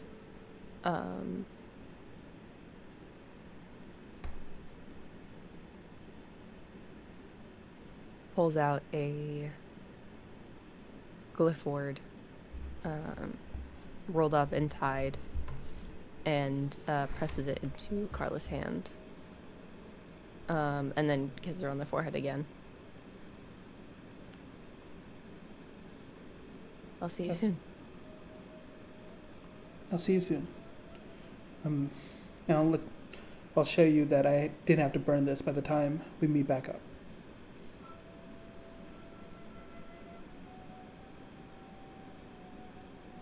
Keep it close.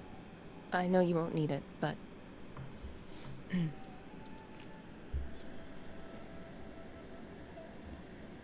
keep it all the same. You relax into that moment as you hear footsteps coming down the stairs of the estate entrance, and you see Diane approaching with all of you turn to look, and everyone gathers that it's about time to head out. You all line up as it seems like Diane calls everyone. Thank you once again for setting out. If you would, give me but a moment of your time. She looks around at each of you. Talira, Torlin, Yin, Talon, Liz, Nessa, Carla. You see Sile, waiting near the door of the estate. She hasn't come all the way down. And then her eyes settle on her son, Teravon, and then looks back to everyone in general. 10 years ago, our home was taken. They named it Unity. They said Alethkar needed a king. My husband stood for his city, for its people, and for its right to be led by one of their own. And he was answered with steel. He did not kneel, and for that he was cut down. She looks at Teravon and says, Rathalas does not belong to conquerors, and then starts looking at each and one of you all. It belongs to those who built their families beneath its bridges, looking at you, Talira. To those who bled on its walls, looking at you, Torlin. To those who buried their friends in its stone, looking at you, Yen. The Colons believe that bloodshed make a thing theirs. I do not.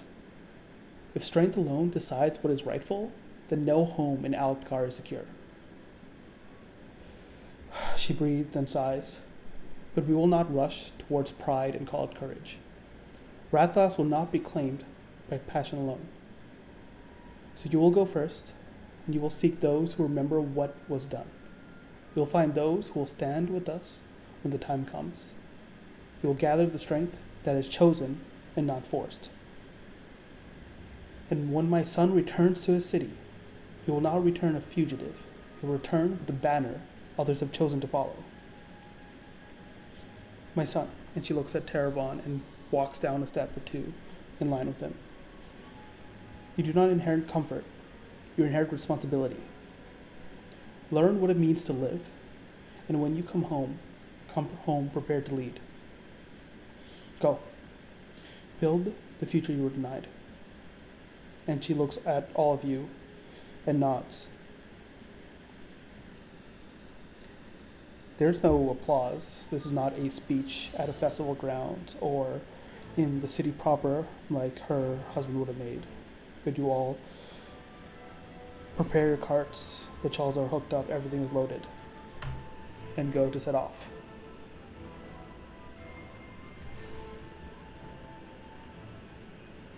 All of you, thanks to those interactions with people very important to you that you might not see for a very long time, gain a hope. Yay! We're gonna need it. That was a 6 speech. My god, why am I starting with one hope? You should have had 2, and now this should be your 3rd, unless you spent 1. I don't think I spent one, but I started with one. Yeah, you should have 2. Okay. I think that was probably from other sessions. All right. The cart moved forward, both of them, as the gates of Davener open to early light. Chulls lean into their harnesses, and the carts jolt forward at a slow speed, with a low creak of wood and leather. Wheels grind over creme-hardened stone as the caravan settles into a steady, swaying pace. Ahead, the countryside stretches in broken ridges and pale rocks, plants withdrawing at your passing. We are finally heading out. Good job, guys. Hey. Whew, we did it! We made it across the gates! We're done. And live happily ever after. Nobody fought and nobody died. We're doing good so far. Everything you Yeah. Why would anyone die? Maybe the Rathalas and the friends we made along the way. Let me move us now to... Where is it? This? Where? This will be our traveling page.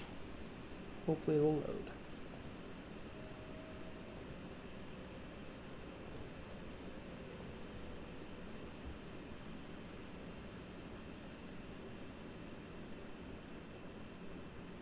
This really is a weird world, huh?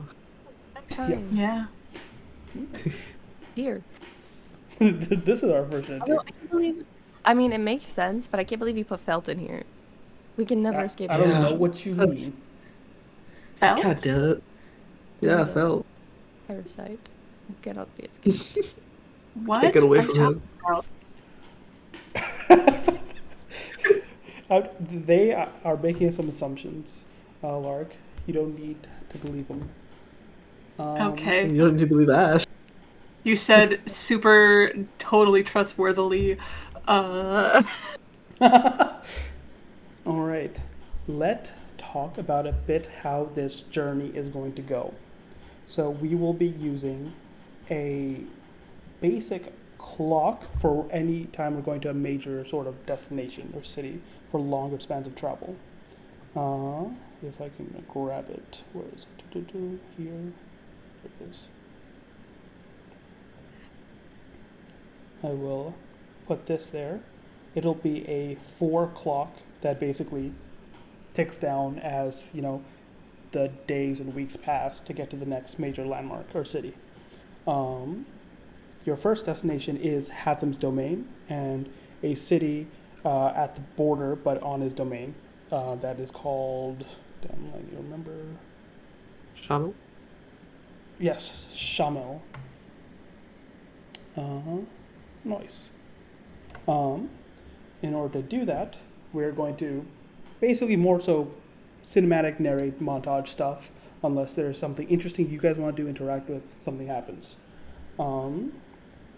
In addition, the way we're going to be tracking rests is rests are more of an opportunity to do certain things if you want it.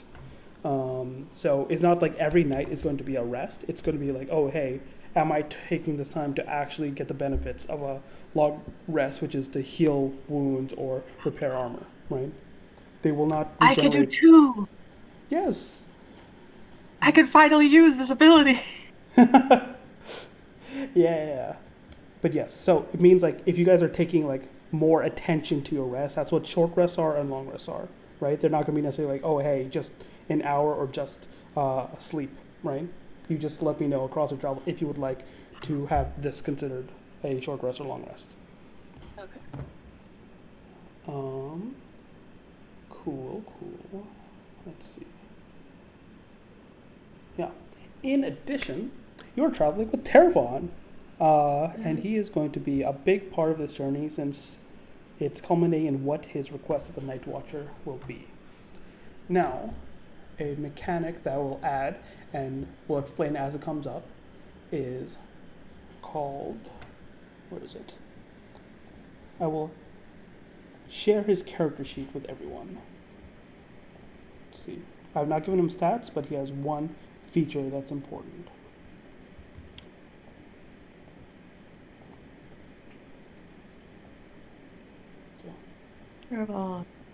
Tervon. And the feature is this. So, heir to lessons. I would like each of you to choose one of your experiences. And boy. this designated experience will basically guide Tervon's growth and direction. Whenever this, like the value of this experience, the lesson behind it, is impressed upon him, he will gain hope. And the hope he stores on him, anyone in the party can use. And all you need to do to use it is narrate how he is like, helping you with whatever action spends the hope. Cool. That's a fun mechanic. I like that. Yeah. So we'll take turns. And here's the thing, at any point, you guys can choose to switch which experience you think is being conveyed to him, right? But like basically like when like you'll have to choose that, and then it'll be like active going forward. It won't be proactive or anything like that. And it'll like you'll need a like some scene, something that's like, oh hey, this is a very different direction I'm going to be taking how my character influences Tervon. But for now, why don't each of you look through your experiences and let me know when you have one that will be the defining relationship. I got mine, I think. Oh yeah? One is so different depending on which one. Honor ain't worth Jack. Okay, I had a feeling. Yeah. Okay. So, Torlin, honor ain't worth jack. And you don't have Alloran at the moment, so there's a good chance that this will be going in this direction. The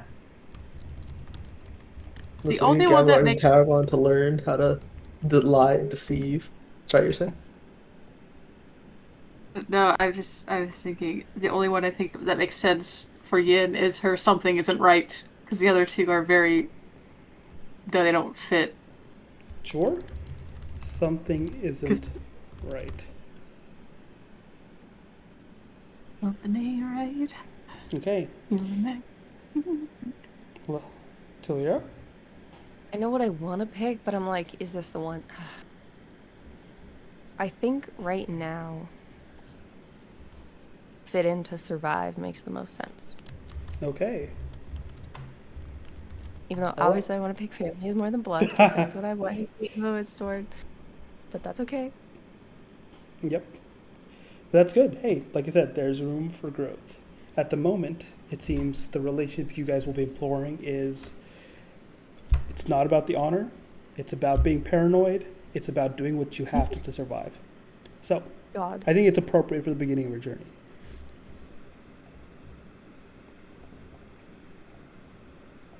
There we go. That is the updated version as of now.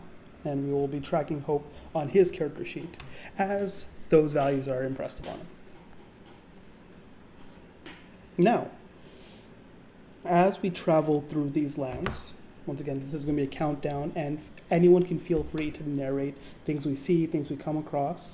But our first leg of our journey, as we are leaving Davenar, who would like to say something about their character helping or onwarding of the journey? Some, like just even activity you do during this passage of time to get our star on the countdown.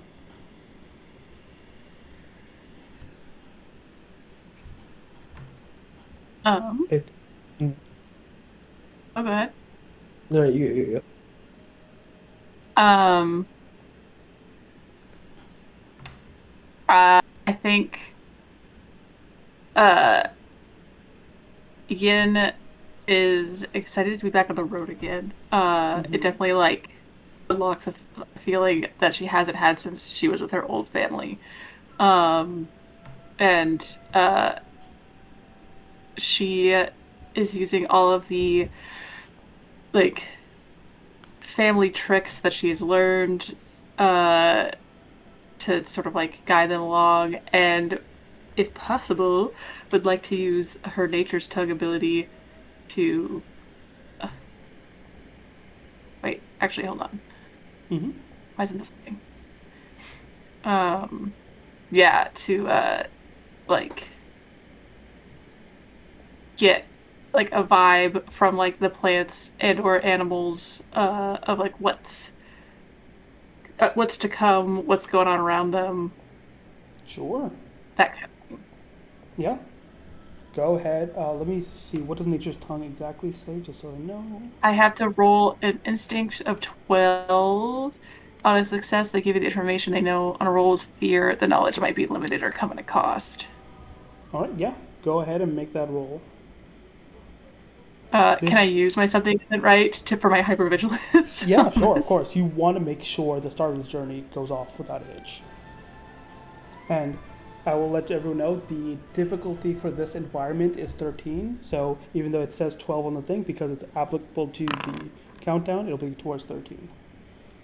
But you still succeed. That's still a success. Okay.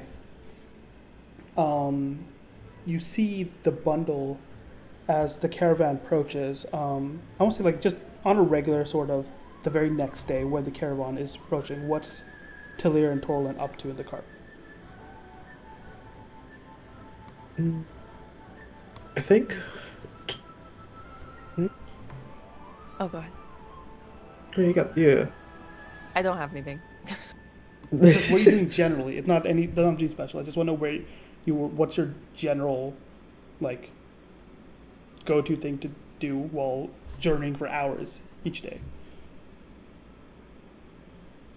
I think his go-to is to bother Caroline a little bit and play something like I Spy and like other road trip game. Mm-hmm. What? Okay. Yeah, Torlin and Teravon are playing I Spy in the back of the cart. I spy a rock. You can't say I spy a rock. It's all rocks. Um,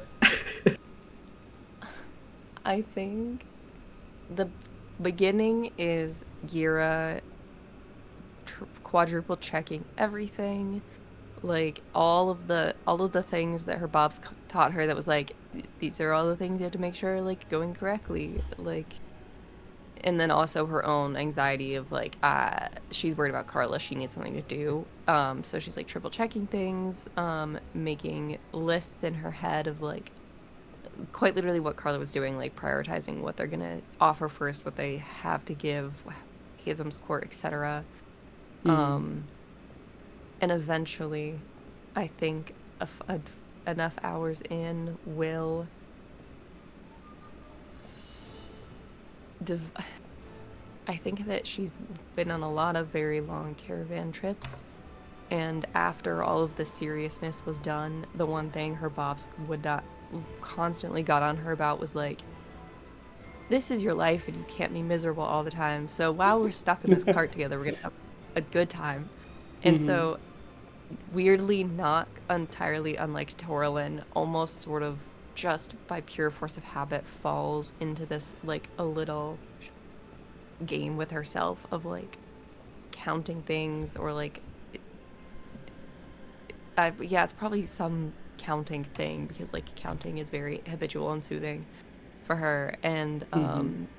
Nook definitely is also playing and doesn't really understand the rules, and so keeps count like saying random numbers maybe or like pointing Yep. things out, and like I think it's not even speech, it's just like little taps or something, and keeps like fucking it up, and then you're like that doesn't count, that's not in the rules.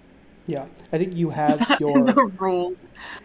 hair swept over one side of your shoulder, and then Nook is like propped up so it's still hidden in the top Yeah. of your dress and hidden by your hair.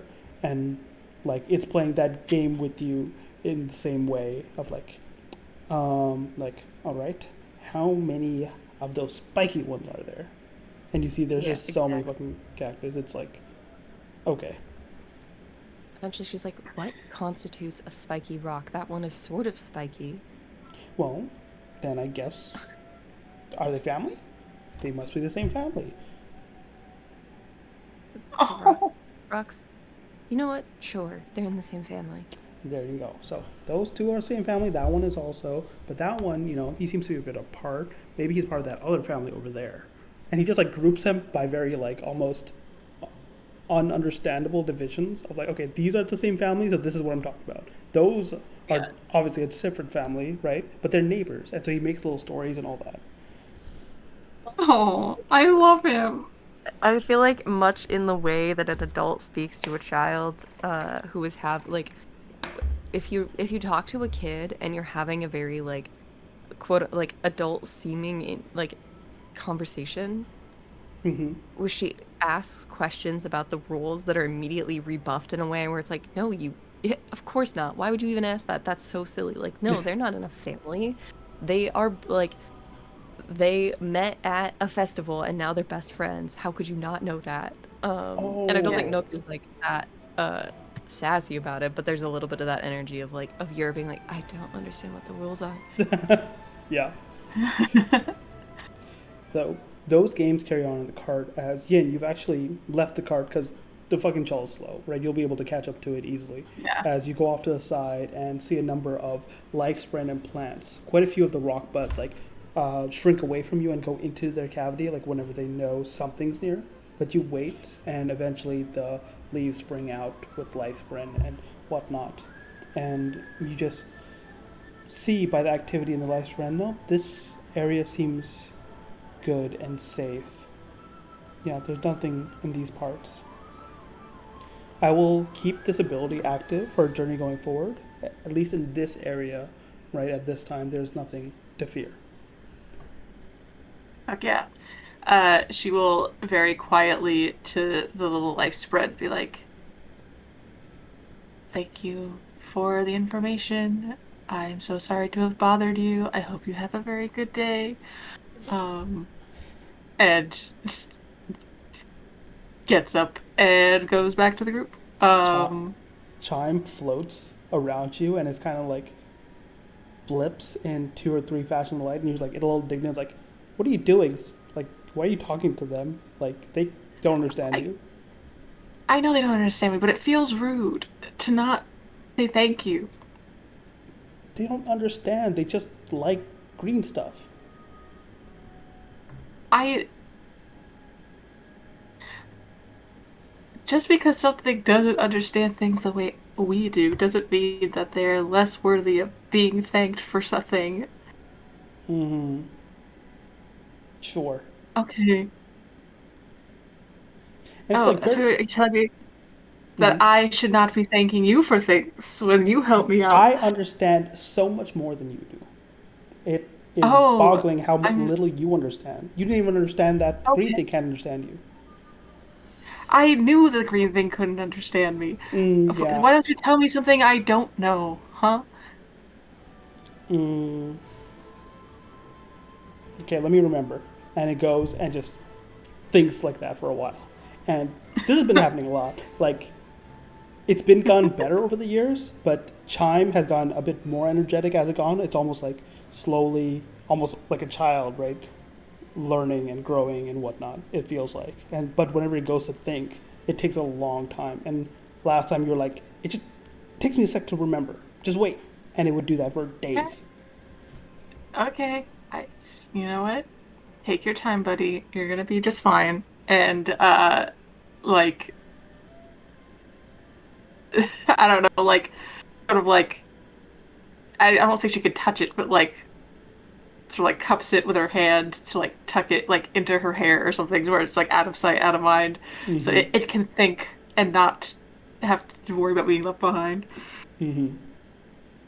Um, she returns to a rousing game. I Spy. Yeah, like Torlin and Terravon are like so loud that like it's hard to be distracted by anything else, even if Talia is like muttering under her breath a bit. Um, Yeah, Yin is thinking back to when she was a little kid, and like she and her siblings, and now those faces are kind of like blurry and replaced with other people. Um, she can't make them out, but like would be like singing really loudly or like telling each other stories and other people butting in and telling them that that's mm-hmm. not how it happened.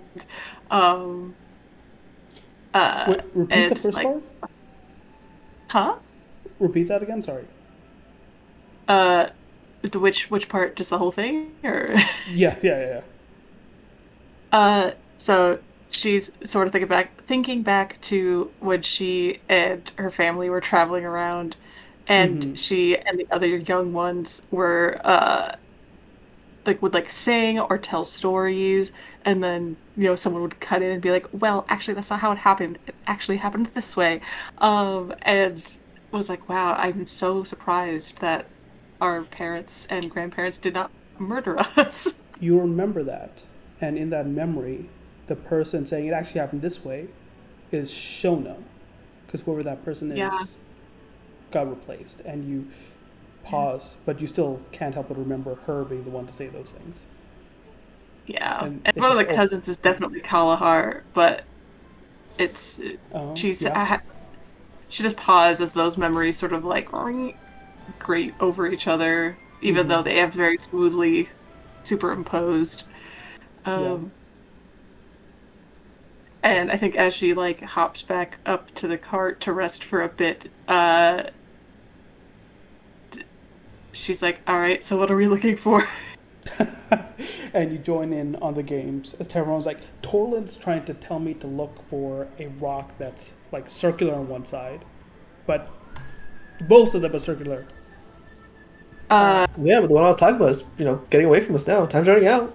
I'm just Yeah, saying. she's gonna teach her fun the sort of like what is it called when you do it at a pool, the lifeguard thing where you sort of like gaze in like sections, because it's like you have to be able to keep it out for like when things are different. So it's like, hey, scan this one line, then the next line, then the next line. Like that way, you're not going back and forth and going back to old things.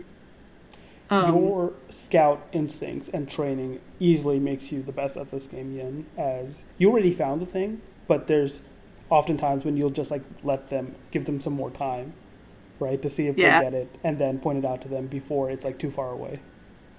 Yeah. At least once, when it's specifically like a very specific rock that one of them is looking for, Yura sort of to herself, not to them, is like, it's right there.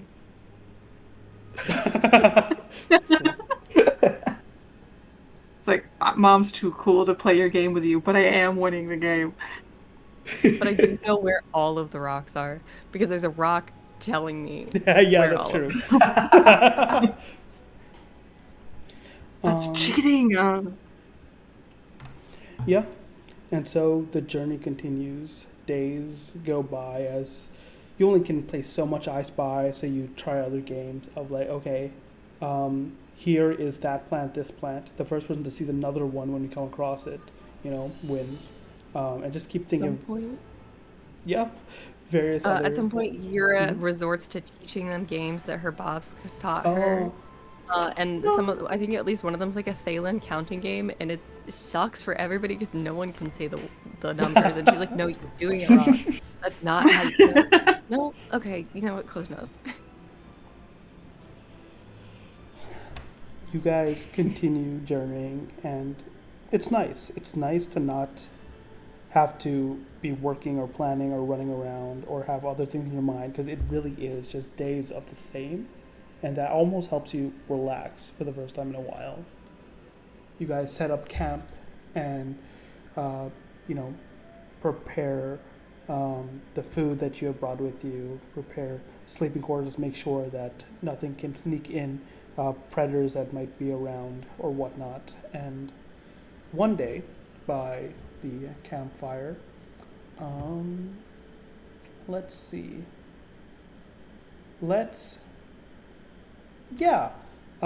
Yin, you have just finished your food when Teravon approaches you. And Teravon's like, Yin, have you finished eating? Is this a good time? Yeah, what's the issue? And I wanted to go over our plan of attack again. Could you tell me again what the valley was like for you?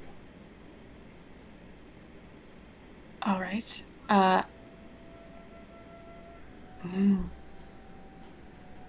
She like puts down like whatever, like her bowl or whatever it was that she was using to eat. And just sort of takes a breath, and she's like, "Well, first things first. It's not an attack. There is no strong arming or muscling that will be happening. Unless you want to, I think, be turned into a plant or some other such lifelong terrible really curse. As powerful as they say?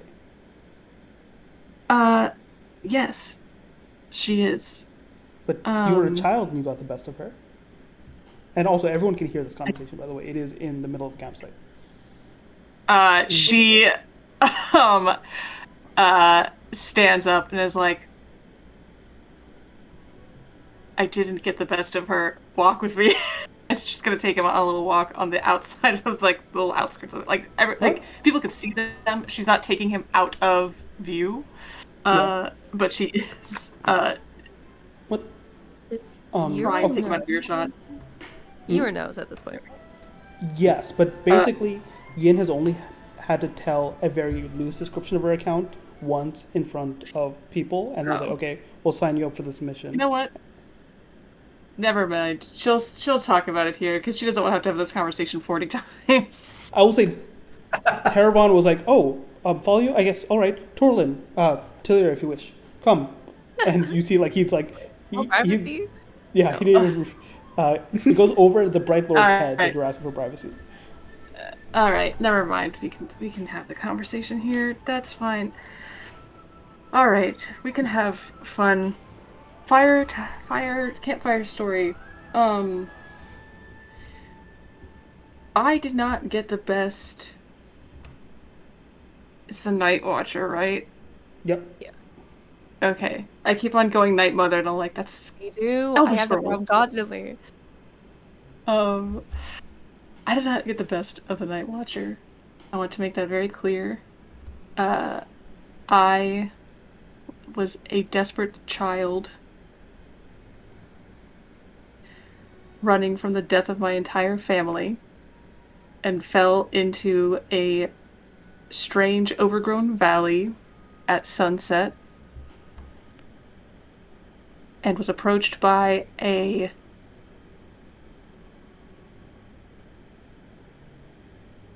and she sort of like does sort of pause in that moment as she like is struggling to find the words to describe the creature that came from the woods. Um,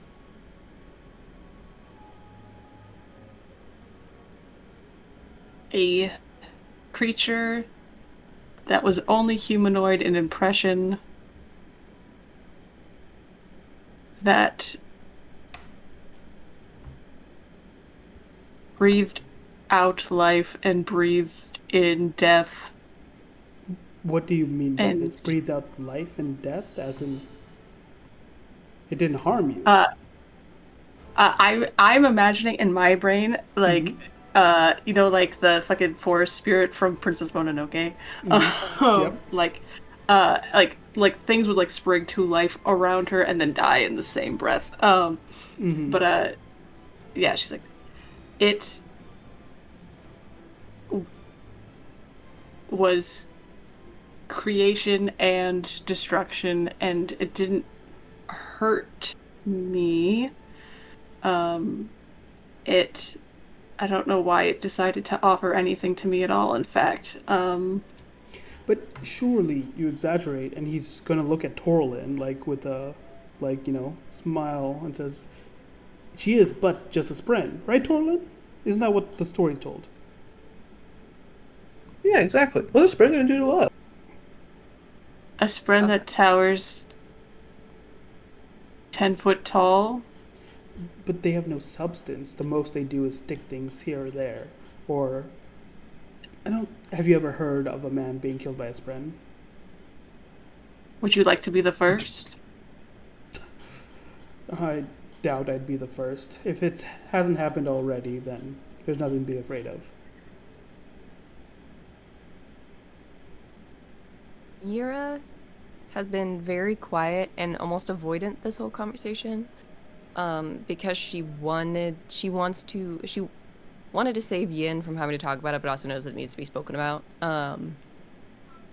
But does eventually step over enough to put a hand on Yin's shoulder and looks at the younger two, Torlin and Teravon.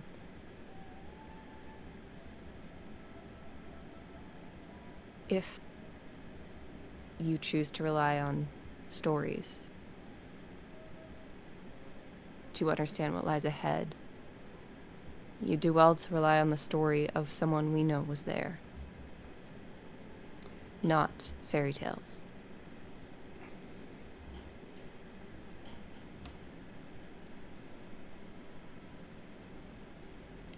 Sorry, Bella, were you saying something? Your mic lit up. No, I just out of character. I was like, oh, this would be fucked up to say. But in character, oh, fuck him. You gotta be the fucked up one, or Carol's the only one that's gonna be the fucked I up know. one. I need your help here. I know. Yeah. No, okay. Yeah. No. Torlin pipes. I was like, yeah, but like you're also a kid when you went there. What if you're just like, you know, overgrown imagination or something? You're just scared of something that isn't that scary. It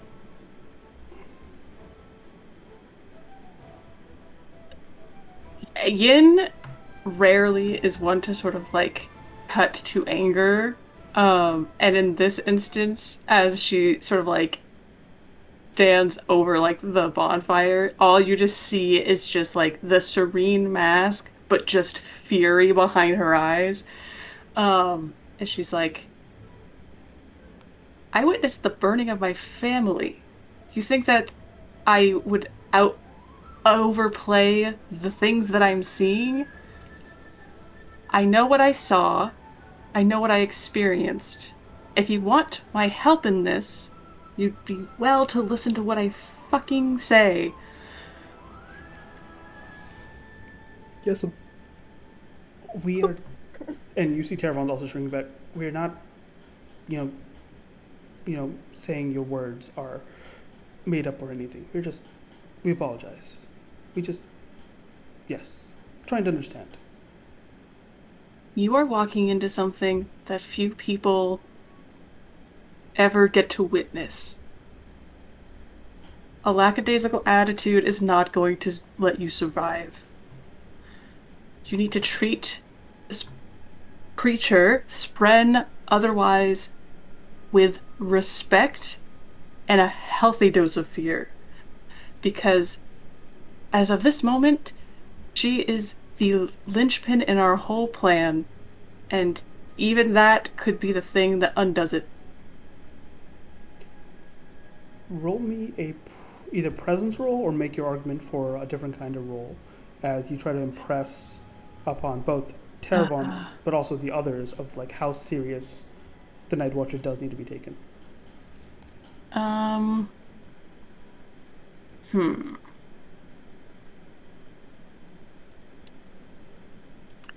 presence is -1. -1? Yeah, I don't have very good presence. And I didn't up it, so... At least for Terravon, can Yura glaring over Yin's shoulder help? Would you like to spend a hope to give Yin advantage? Or give a d6? Yeah. Okay.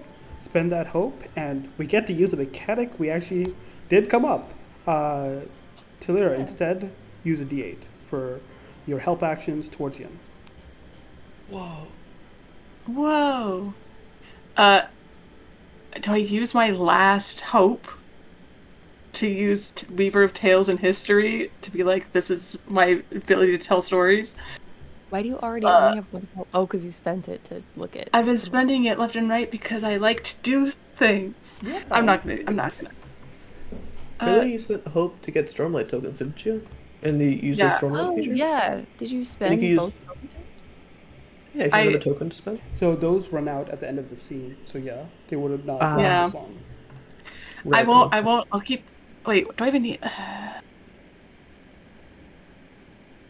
Yeah, I could spend a hope on Ranger's Focus. Yeah, so I won't spend a hope on this, but. Dang!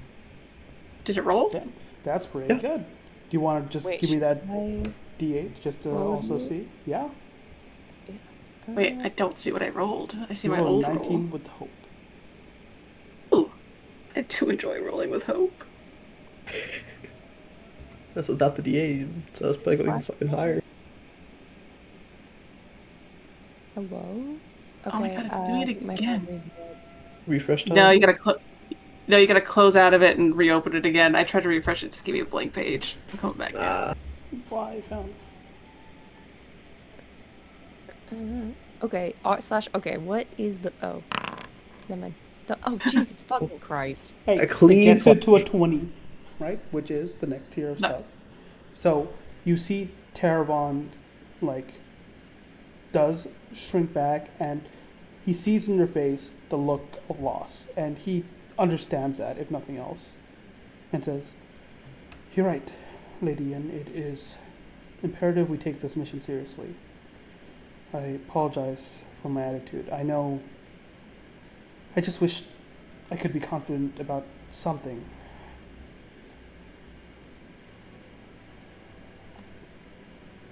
But you're right. It's important to take the right steps and to give things the respect they're due. As a result of that, I appreciate. sorry. I was just going to, as a result of that, Terravon, base DC was 15. Thanks to the 20, he will gain 2 hope. Yay! Nice. He gains the hope. Yes, and anyone has access to that. Okay. You also got hope by rolling with hope. So basically, Oh. plus, you got 3 hope back Cool. total. Yay! Damn. Oh, I never gave Leaf his experience. Fuck. Oh, that's fine. She sort of like nods her head and sits back down. She's like, I appreciate your understanding. I am not trying to be negative or a nag. I'm just. You are already bartering with your life by going to see her at all. I don't want this gamble you're taking to blow up in your face sooner than it could already. Yeah, no, you're right. I can't help my people if I'm dead. And he will nod, stand, and go walk off a bit just to like clear his thoughts and basically, reflect.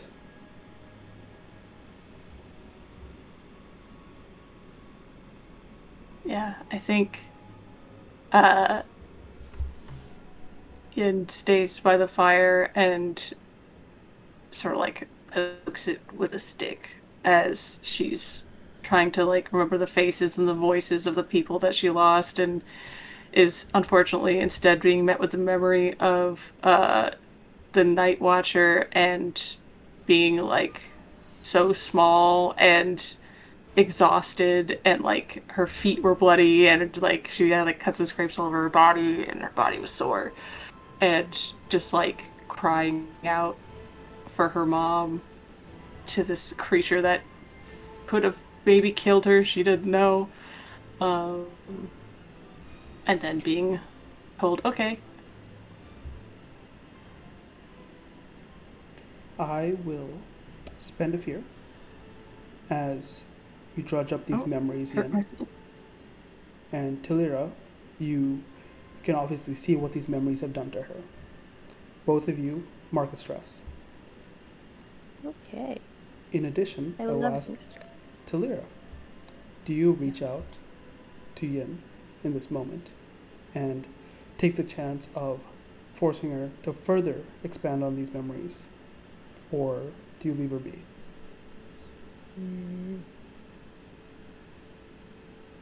Do it. I think after Teravon and Torlin sort of disperse, Well, does is Yin Torlin- sitting? Or does does Yeah, Torlin Torlin? Torlin- Yeah, disperse? that's a good point. Torrent's gonna just stare at Yin to the ear for a bit, backing up, and then go chase after Teravon. Okay. Oh no.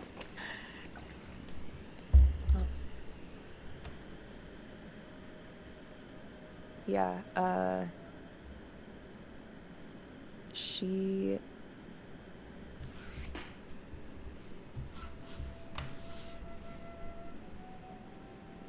sorry. Is Yin sitting down? Yeah, Ian sat back down, sort of like one knee like held to her chest, the other one sort of like out to the side as she's poking at like the embers of the fire with a stick.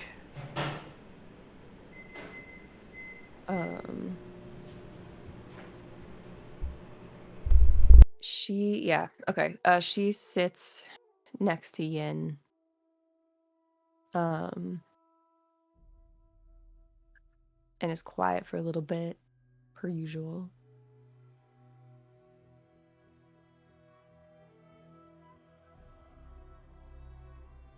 I didn't mean to make a scene. I apologize. For what? Trying to warn them. Try to make them a little less foolish. Nothing to apologize for.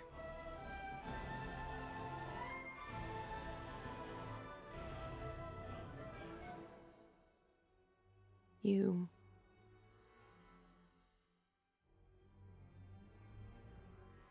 must have been, what, 14, 13? Younger? I think she was like 14 at the timeline. I don't recall. She feel was like she was 15.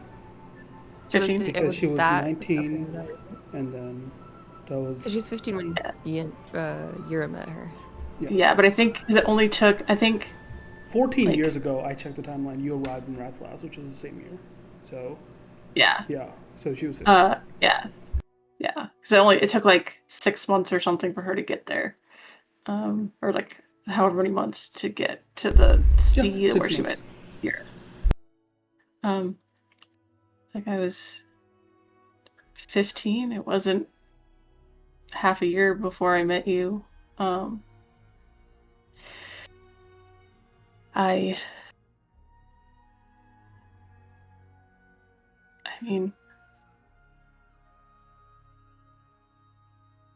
uh,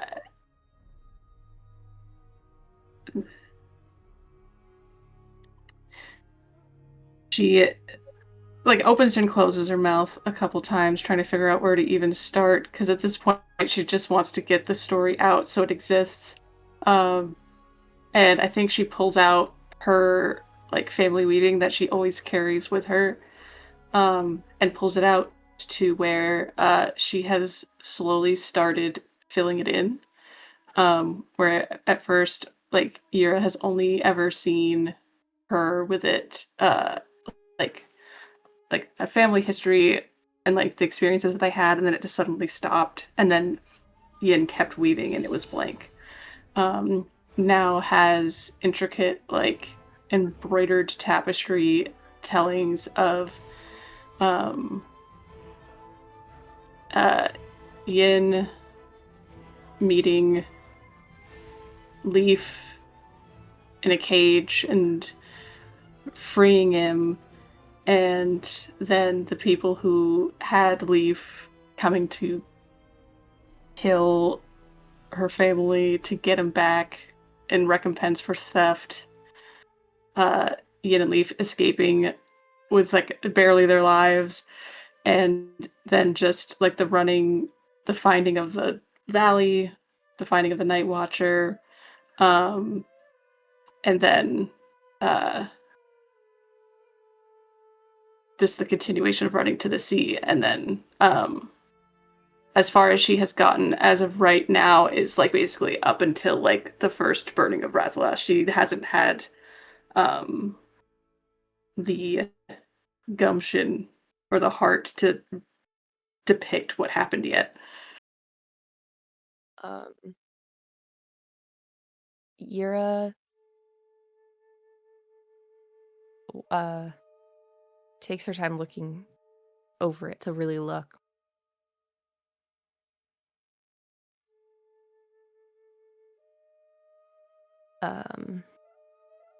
And I think goes to speak and then sees the part of the tapestry that is Yin in Rathalas with them, and can't quite say anything for a while longer. But then sort of gestures up to when meeting of Yin and Leaf. It's no wonder he won't leave you alone. She looks down to the real life Leaf wherever he's at, and she's like, I think Leaf came and curled by you when you started having a rough time sitting by the fire. oh, Yura scratches him. baby boy. No, I mean, we've saved each other's lives more than once. And he's was the only family I had for a little while. And Teravon asked if I would ever take it back. And there's so much else I'd have to take back to get to being okay with taking back what I wished of the Night Mother, Night Watcher, fuck. And I don't think I would take Leaf back. I thought about it a lot. Especially when we were first running away, I definitely screamed at him more times than once. But I wouldn't have it any other way. I mean, I would, but if I could have everyone, I would, but I can't, so... That's part of the curse, so... With those words spoken out loud for, I think, the first time, Ian, you feel a warmth and a relaxation, almost like you've always regretted.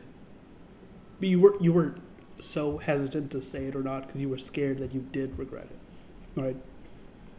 And that would mean regretting helping Leaf. And when you say it, you know it's the truth. That no, you do not regret helping him. And something about that helps you relax, clear that stress, and in that same instant, you feel that warmth coming from near you, and can feel chime almost a bit brighter, but still hidden, as if synchronizing with your emotions.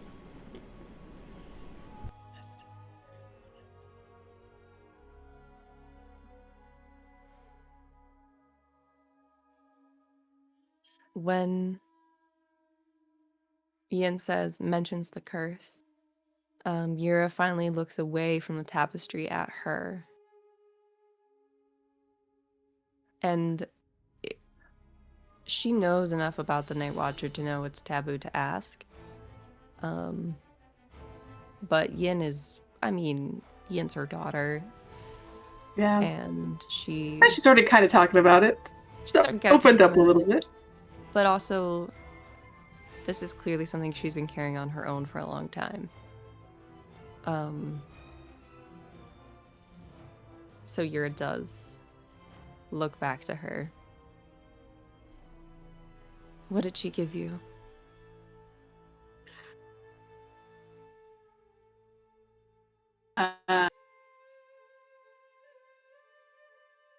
Yin sort of pauses and doesn't know how to answer for a minute.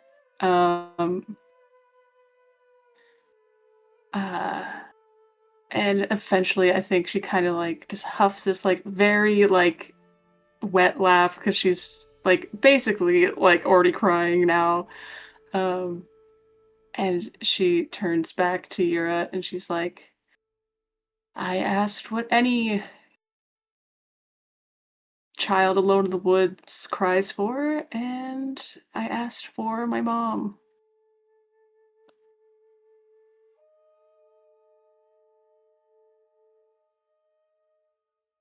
And it would seem I got more than I even asked for. I got a whole family.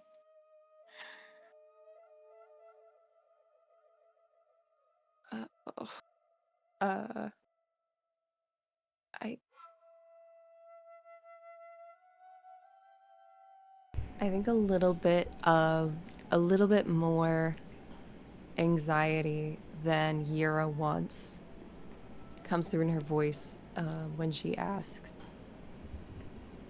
do you think she brought you to us?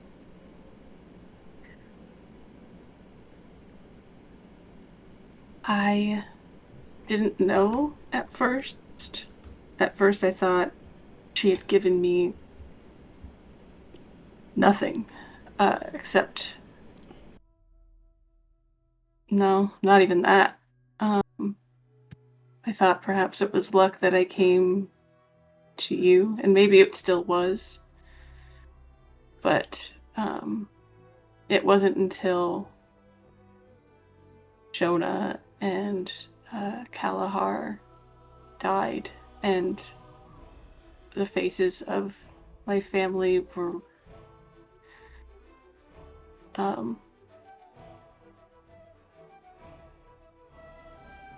placed in my memory, that I realized that at least that the Boone part had to have happened because the Bane had happened also. And at this point, I think Ian is looking a little bit away because she does feel the guilt of like, oh yeah, like what if the Night Mother, like made all this happen and like forced me into your life like a little fucking cuckoo bird. And so she's back. She's like rolling up her tapestry back into its metal carrying case. Just sort of like absent-mindedly. I think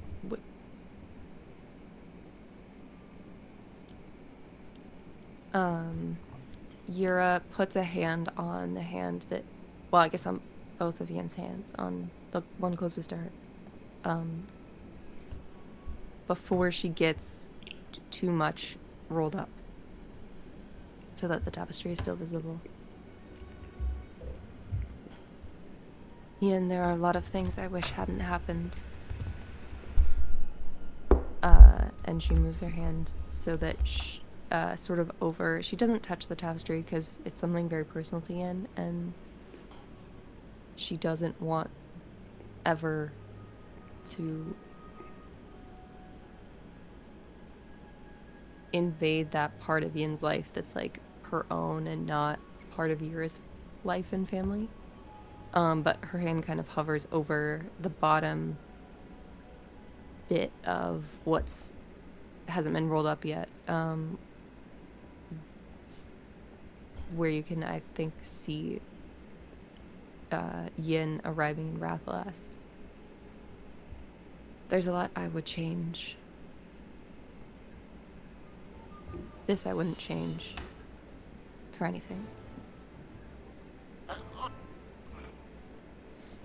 I must spend a fear. No, you're not allowed to do that. No. We're having a moment. God. Yin, could you give me an instinct reaction roll? It's a great question. Can I? Instinct. Oh my god, are you gonna make me fucking reopen Foundry a third time? Oh.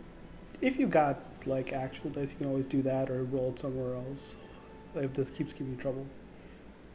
I just got a new desk and I moved everything around. I don't know what it did with my dice, so I got to take a second for this to reload. Okay, Yin. Instinct. Reaction roll.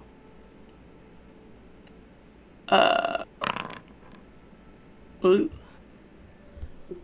Yin, you don't know if you believe her.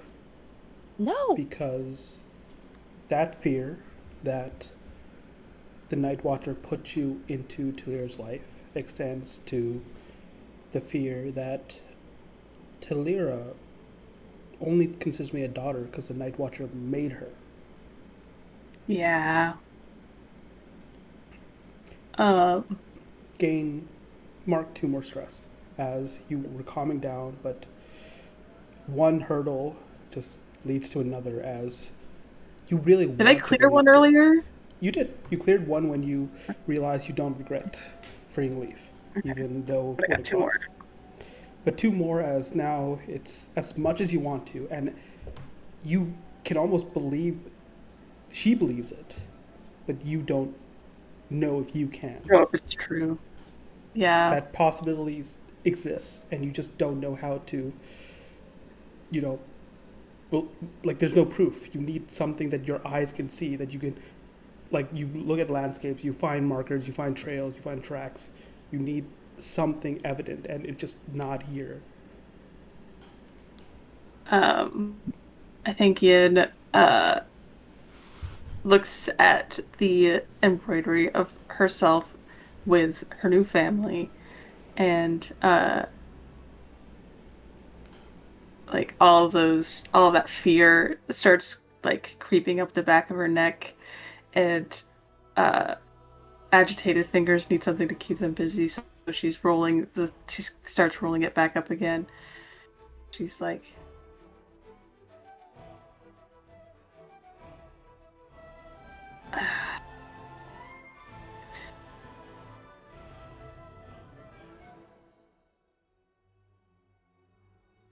I won't make you regret letting me into your family.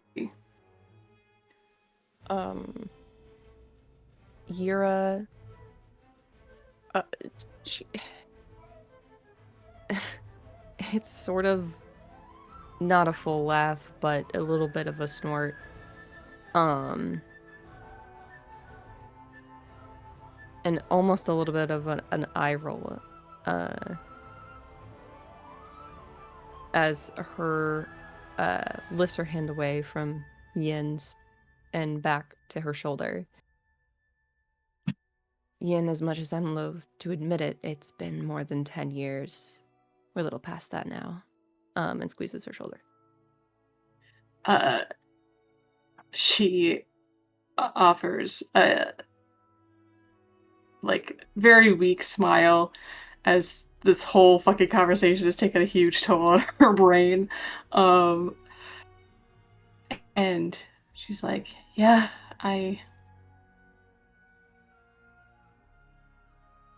we're in it now, for better or for worse.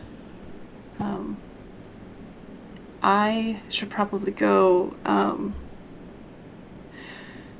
take a walk around the perimeter just to make sure that nothing's getting too close for comfort. I'll be back. And she's gonna get up and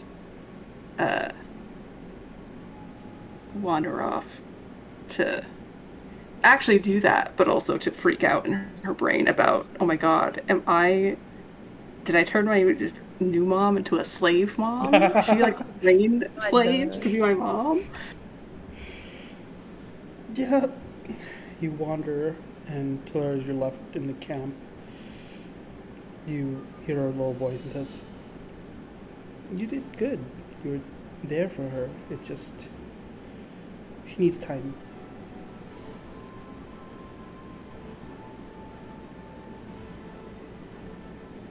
Sometimes I worry she'll spend that time ruminating instead of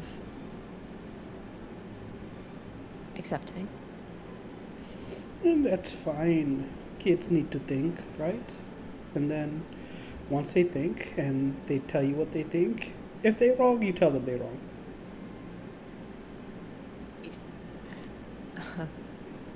Yeah. They always take that very well. Yep. Until you try again. And you just, take in the night air and hope, hey, you know what it means to be young. And Yin's gotten older, but she's still your kid. She's going to have to think things for her own, just like you sent Carl off to get things done on her own. Torlin, what happens with you and Terravon when you catch up and whatnot? You can fully narrate if there's anything you think does occur, or if you just find him walking. I think something rubbed him the wrong way when Terravon said, I just want something to be confident in. Mm-hmm. Because to Torlin, Terravon is kind of that paragon of confidence. Mm-hmm. And so he doesn't want to see Terravon feeling like he couldn't believe in himself. So Torlin would be basically trying his best to cheer up Terravon. Very much that idea of, no, you are. In a way, this still seeds those ideas of being like, yeah, Yin was. Night Watcher's definitely scary. But at the same time, when Yin taught the Night Watcher, she was a kid. Night Watcher, again, strong, scary. But you're strong too. Give me You're a strong, presence man. roll. Will do. You're a strong man with ambitious dreams that is going to stop at nothing to save his people. That's something you can be confident in.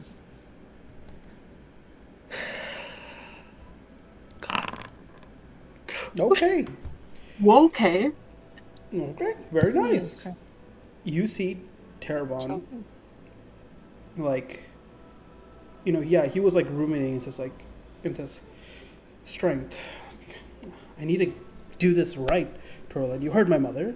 I need to learn and understand, and I messed up with that. I didn't even try to learn at first. I wanted to be sure that this was going to work out. But they can't even be sure of that, just because of the whims of some crazy sprint. Yeah, but guess what? Despite that, you're still fucking Terravon Tanalan. You'll still be able to take back your city. You'll be able to make proud everyone who believe in you and be able to save all those people. Even if once Bren doesn't even care for you two. One way or another, we're going to make it happen. You're going to make it happen. Yes, no, you're right. It is the honorable thing after all. I need to do what my father left me to do. How does Torlin react to that?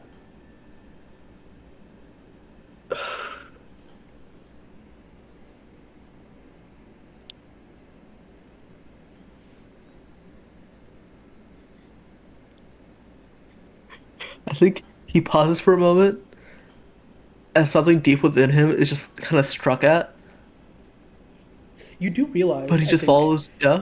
the same words you kind of speak, you've heard yourself say them before, just like almost like not even thinking about them, right?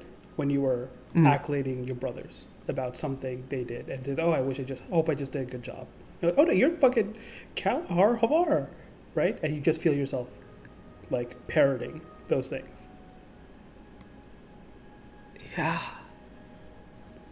And I think it's the rhythm that follows through, where that same parody comes back, despite the kind of vacuum in the place where his family once was.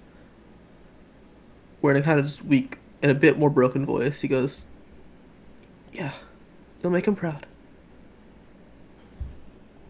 All right.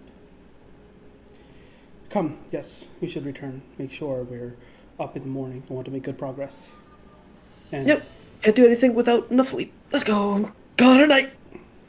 yeah, he seems inspired or like back to his confident self.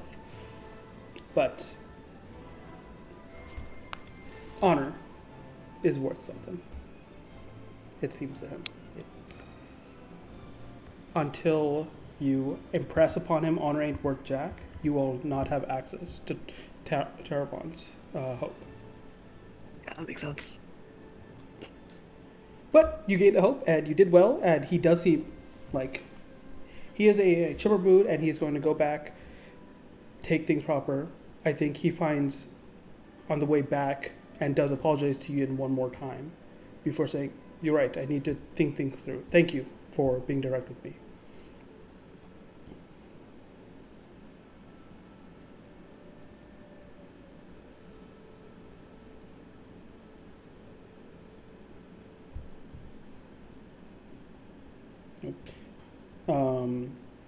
He'll keep that conversation short as he goes, and you all turn in for the night. The days. No. Oh, hello. I was just gonna make sure Lark's alive. Yeah, Sheila. I'm here. Yes. Oh, Okay, cool. Hello? You all turn in for the night and continue your journey the next few days. Continue. Who would like to take a bit of the spotlight into what happens? As, so just so you know, you don't have to be something that, helps the journey exactly, because this is just a time thing. It's more so like, hey, spotlighting your character through the journey a bit.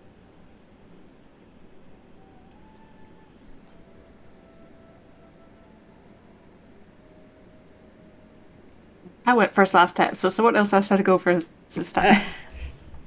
Someone does have to go instead of Yin, since Yin was the last long march. I'm going to say no one can do 2 in a row. Makes sense. I think, question for Tilira.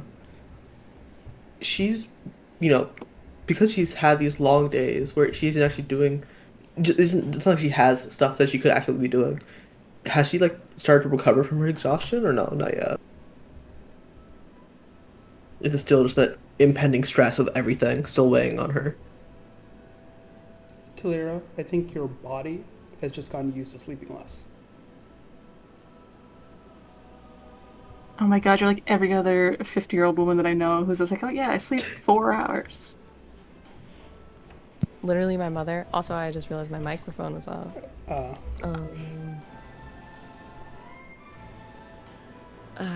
Yeah, sure, unfortunately, she still has a brain to think thoughts with, so I feel like she's not less stressed. Mm. Uh, I think just kind of like segueing off of another I Spy game, where one of the things that uh, Torlin spies is one of Tilly's like exhaustion spread or something. God. Um, before like segueing that into like, I mean, what's got you so exhausted anyway, Tilly? We're not doing anything. It's rest time. Um, Instead of answering that honestly, she kind of raises an eyebrow, like, what do you really think caravanning is all about? Playing I Spy and lounging around? Sure. And also, whatever Yin's doing outside the caravan, don't really know. But, seems like she's got it handled. Ian actively talking to Spren, who don't talk back. Yeah, she's really doing great.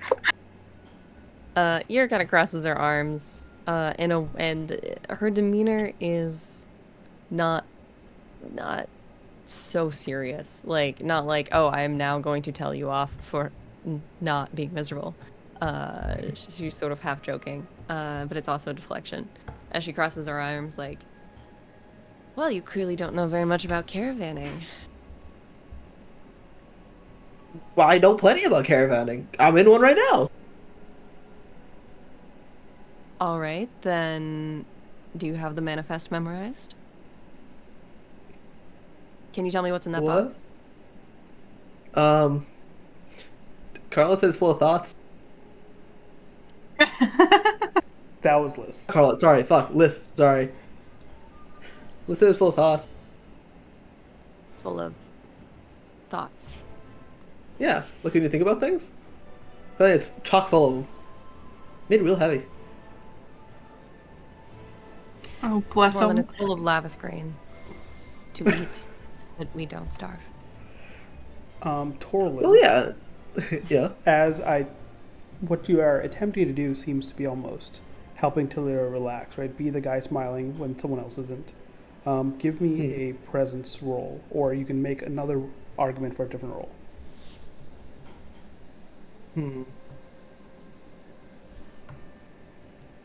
No, yeah, I think presence makes the most sense here.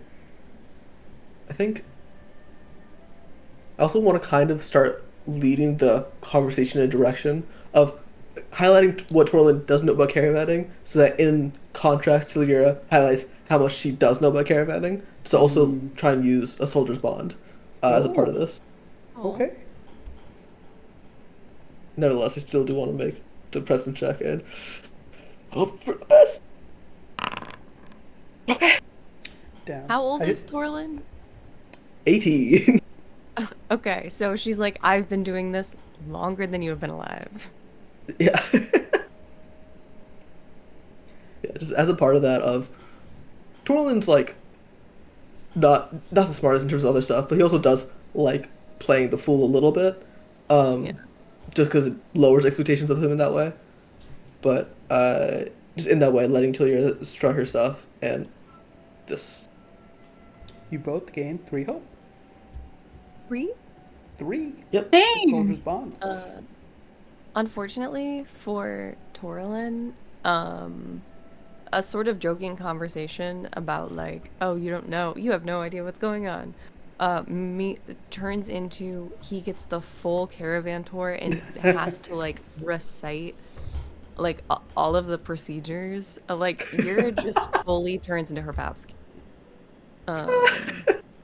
And he's not allowed to go until he recites like the full manifest back at her. I think that makes a lot of sense. Why Torlin, going from 5 hope to 6 hope, only gains 1 hope from Soldier's Bond. Wow, you were at 5? Yeah, I was up to a 5 because of the presence check. So, Oh, okay. but still, it seems helpful to get people. Seems Dang. very much so. And I think with the success on the presence roll itself, Tilira relaxes and starts just talking about her time with her Bobst. It's tea time with Auntie Renal. She's had times like this before when she's talked to others, but it's almost always been about them. Tilira, you can't help but remember times you've sat Kalahar down and helped him through, training or fears of not being good enough over tea and whatnot, but don't even realize, but yeah, this time it's different because you're talking about yourself, talking about the caravan trip and whatnot, and Torlin's just listening, asking questions. To there, you can clear stress as you do get a bit of relaxation in this moment, and it's nice. You, for a fact, quiz Torlin for a few things. He keeps getting them wrong, but he is listening. He does, like, remember the basic idea, but not the details and specific. He isn't minded in that manner, like Carla or Yin was when they had to be coached on, like, mercantile business. At one point when he like just fully keeps not being able to remember something, she launches into a story about how once she and Kvasin visited some God, I think it's in the I'm immediately forgetting the name of every place ever. Where is the mink from? The mink from Herdaz. Yeah.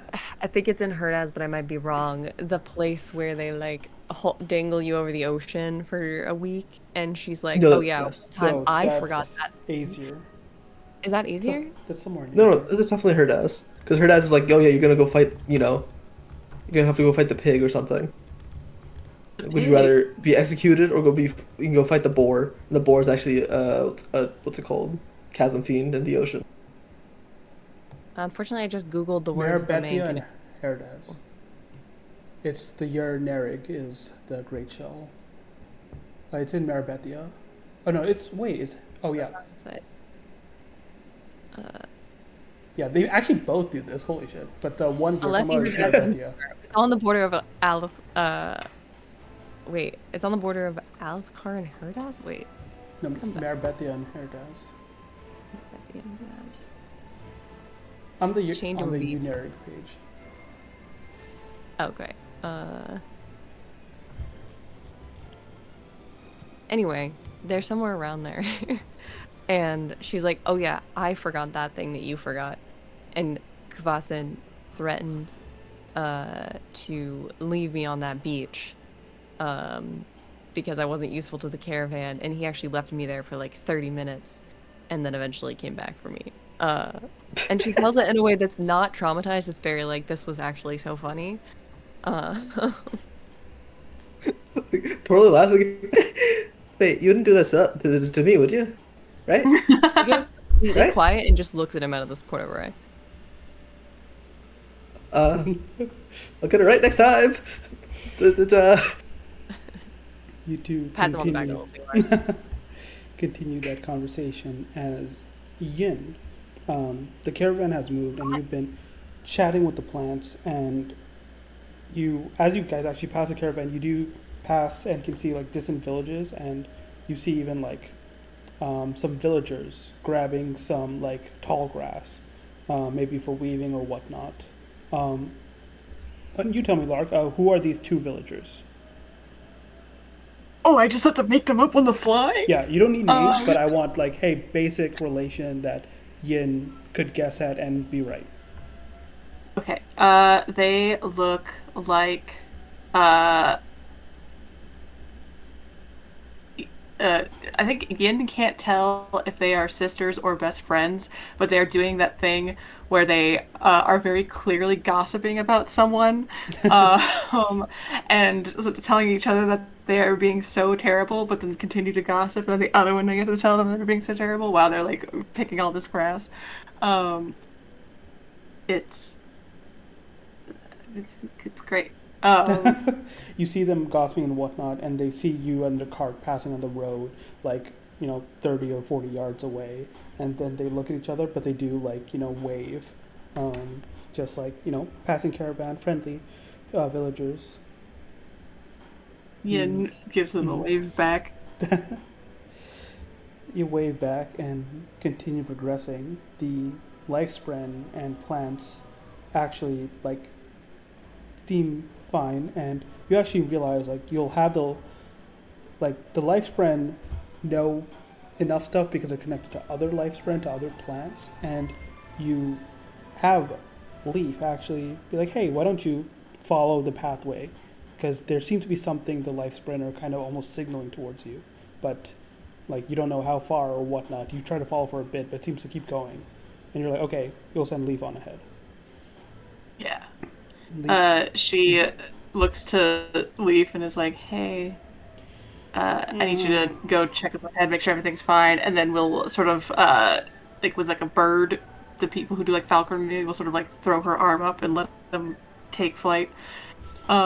As he's out of reach, she will turn her head away from the caravan towards her hair and be like, "Are you still thinking?" um, I will say like Fine if here's you are. Just like manic day. It says, okay, I'm almost there. I'm almost there.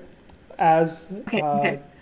Chime is conveying that, Leaf actually like goes up into the air, circles around, and then comes back to you, and you see he nips at your spear pouch for a sec before going back, as if he expects a reward for this, and then follows the life sprint.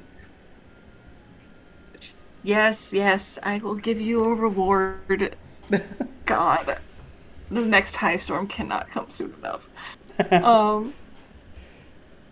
Um, she gets out a chip or whatever they are. It's whatever she has on her person. Yeah, She'll take out a couple that he can munch and crunch on.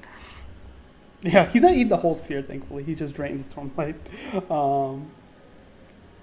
But yes, he flies off and he leaves for a while, then comes back and clicks a bit. And you understand vibe-wise enough that it's like, oh yeah, there's something in the road ahead, basically. And via... Mm-hmm. No, finish your thought. Like, you do a bit of a guessing game with him, and he, like, clicks and shakes his head and clicks again, right? Kind of convey it. And you get down to it, he's conveying, like, oh, there are some axe hinds ahead. Ooh. Yeah. Are axe hinds dangerous? Not really. They're, grazers. For the most part, they're like, they get spooked. They're very much like this. They'll get spooked if you approach them or whatnot. They are, I don't know if they are, but I'm going to treat them like, I think, like others, they're hunted. And so a lot of caravans do hunt some as they pass by as a way to get stores. But if there were bandits up ahead, they wouldn't be there. Yeah, right? Like like bandits can hide from people well, they can't hide from axe hinds well. Yeah. So, Yin allows, not that she wouldn't have allowed him otherwise, but allows Leaf to land on her shoulder, and she offers her spheres to him. And she's like, "You did great. I will let everybody else know. Take your little snack and take a rest. You're doing such a great job. I love you so much." He And wraps around your waist so that he's on the level of your belt pouch and just starts like breathing. all of my spheres. She goes over to Yira and is like, "I don't think there's any bandits up ahead. There are going to be some axe signs. If you want to hunt them, we can do that. Do we have enough food? I think we should be okay." Mira looks back to the back of the cart, even though she doesn't actually need to look. It's just sort of, she like looks back at the boxes that are sitting there. We technically have enough provisions for the entire journey, but You do not have the entire journey. It is a not month. the entire wait, journey. For Dumandari. the But you have enough well, to I'm get sorry, you not to the entire the journey, next but like city. But yes. next is the entire journey being next provision stock place, not like Yeah. we have to forage kind of deal. But yeah, she's like, we technically have enough provisions, and then looks over at the kids. But it never hurts to be prepared if there are plenty and we can get close enough. Something fresh doesn't hurt on a long journey.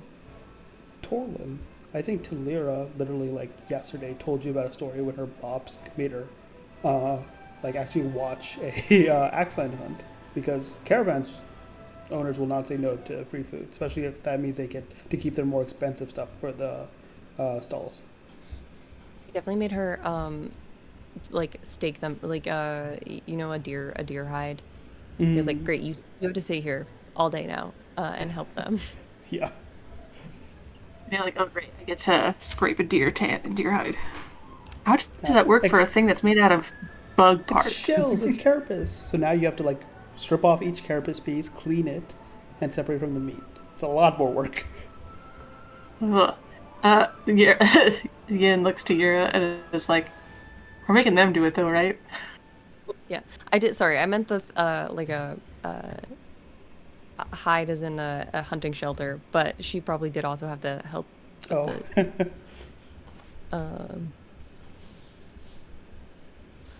But she does kind of laugh a little bit, and she's like, "Well, that's what you do when you're an apprentice in a caravan." Tor looks for a caravan. They can make us do it, aren't they? Of course, they should let us hunt the beasts, right? It is the duty. I believe my father went on a number of hunts when I was a child. Of course, this will be a good challenge to see what our swordsmanship is like. But you heard how clear you said it was earlier. You're gonna hunt down a deer with a sword? Well, yeah, you make it sound like it is not the prudent thing to do. Do we have weaponry in the caravan in the carriage? You guys have your own weapons, and Yin would have like a sling, right? Which the arrows are good for killing people, not carapace beasts, and so you carry also like slings for, if you do run into like beasts while traveling. Would we have any spears? Because that feels like they would be useful for hunting. It's up to you.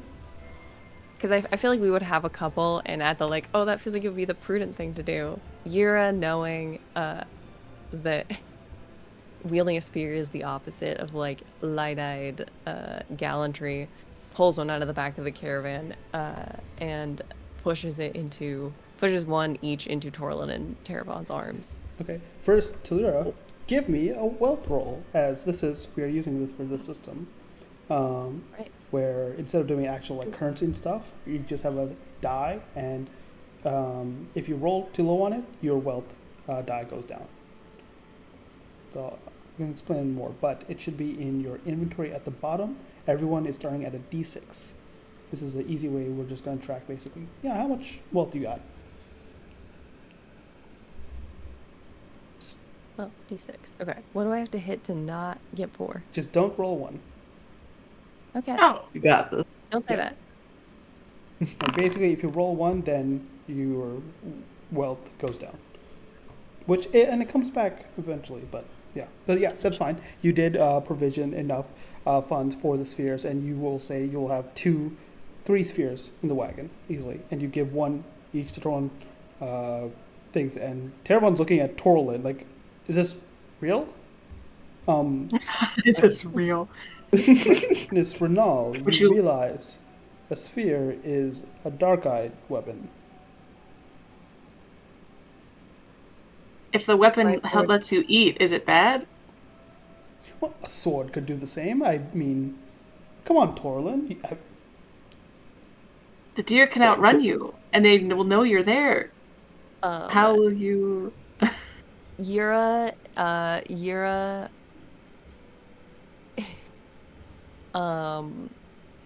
holds her hand, doesn't take the spear from him, but holds her hand back out and is like, if you'd like to try to run down a 6-legged beast and hit it with your sword, you're welcome to try, Bright Lord.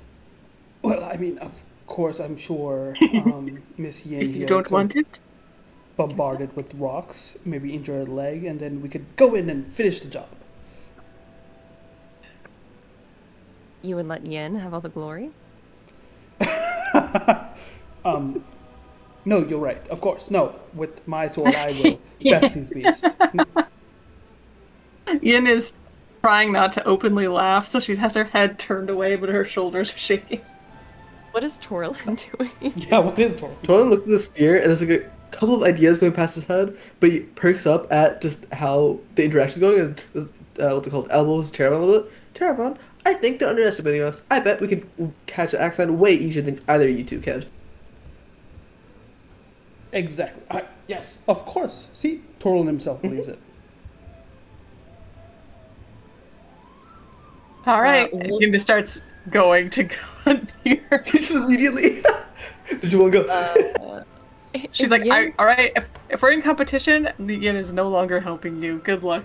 Wait, you guys are in competition? So you guys are doing this separately? I think that's what is doing. Yeah, Okay. Torlin was implying like, yeah, they think they're better than us, but we're better than them. We can do it easily. Okay. Way better than you could. This is what we'll do. I'm going to put you guys here and tell you what it looks like.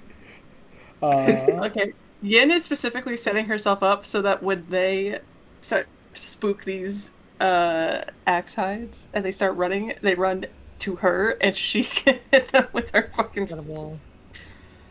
sling. So, there is basically two large rock mounds on either side of this road. You guys stop a ways after having Leaf let you know when you're getting close. You stop the cart, leave it there. Talia, are you Leaf's staying not with the letting cart? them know. Oh, okay. Leaf comes back and to let you know, like, oh, the cart is approaching the axe line soon. Like, if you get that much closer, the axe line are going to be Yeah. there of the huge cart. Oh yeah. Then I guess she lets everyone else know. Okay. Like, okay, so the cart is stationed back. Talia, are you staying with the cart or are you moving up with them? Does Yin say anything to Talia, or is she running off on her own? Yin looks to Yura with just like this like annoyed determination because she's sick of these fucking kids acting like they know more than she does. And she's like, how bad could this possibly go? Please don't say that.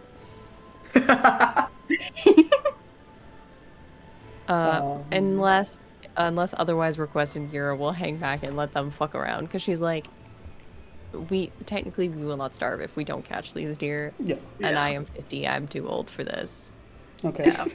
Then In also- reality, Yin is probably like one trying to like be like, haha, I'm better than you, but also is like, okay, when things go bad, I have to be there to save your ass. That is my job.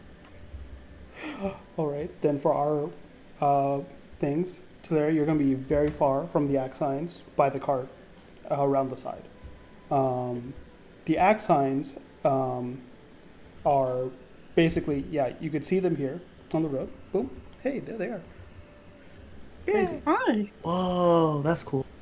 Also dear. Dear. That's not deer. What is the plan of attack? I think Torlin, like, what's it called? Looks at her and was like, okay, here's what we're gonna do. I can try and, like, pull one to us, and that way it can't get away from us. And then you gotta stab it. You gotta stab it really good. Like, I don't know how long I can hold it for. Right. So I hide in this brush here, perhaps, and you will flank it and send it towards me? Okay, yeah. I'll try and grab one, then send the other one scared running towards you, and then you'll have to take it down too. You got that, right? Oh, yes, of course. Okay, perfect. You see, there seems to be a herd which is made up of, let me check, 6 Ooh, okay. total. And then maybe send the other 3 all over towards Yin, so that Yin can't focus on any one of them because all 3 of them are But- you know. What if she takes all 3 down? Then wouldn't she be ahead? Torlin slowly looks over Yin. Nah, she couldn't do that. I will sabotage them so badly. No, there's no way. You suck so hard, dude. Oh, second back. No, well, 6. Yeah. Yeah. I just Image worked out. All right, well, sure. I will trust you with this, Torlin. You have a bit more experience than me in this regard. I have, unfortunately, not been out of the city much and countered these beasts. So, for our purposes, then, Terravon will be in hitting close range. as Okay. you are going to go closer. Yin, what are you doing? Yin is like watching the boys and positioning herself in a place where like if the deer run, they're running to her. Uh, so she's expecting like one or both of them to like try to rush the deer or like otherwise try to like get closer. Which I don't know if you've ever tried to approach a deer. It's not easy, and they will run away. um, and so she's like, hold on, get rid of this. Like she's probably like down here or like over here somewhere, trying to be Mm-hmm. like when they come in and they start running. If they start running into like the brush or something to get away, she's like right there to get them. All right. Cool. So then it looks like things are on Torlin to kick things off.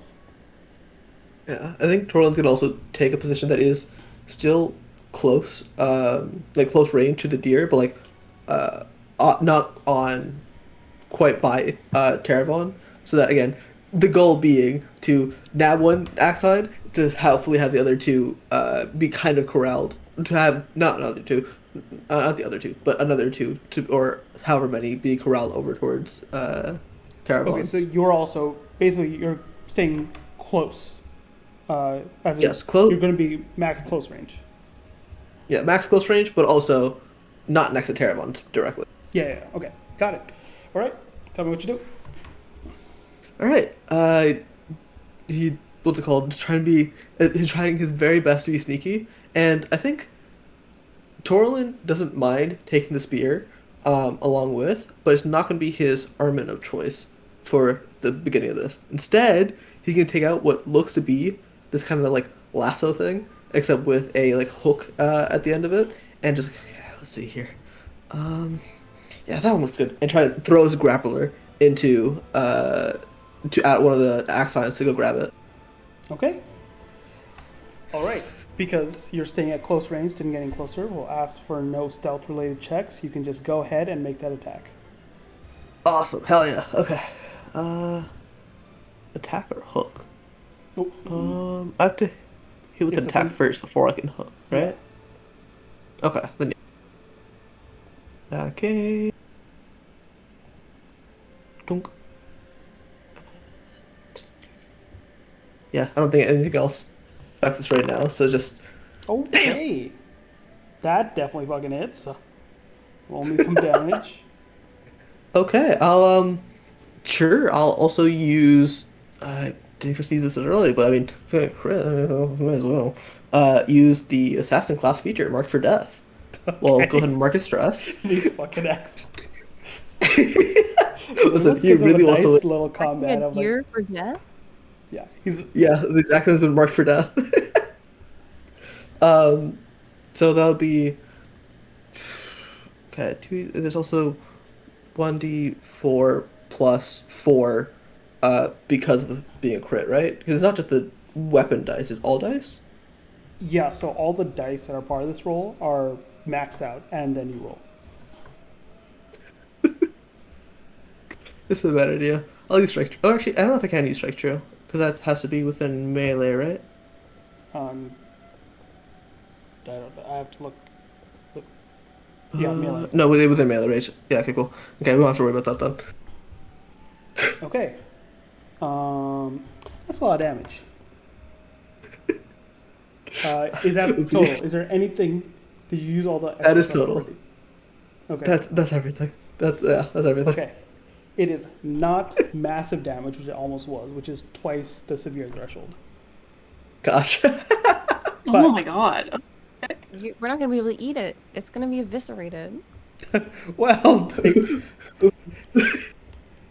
oh my god. Okay, let me do this. At least they didn't poison it, right?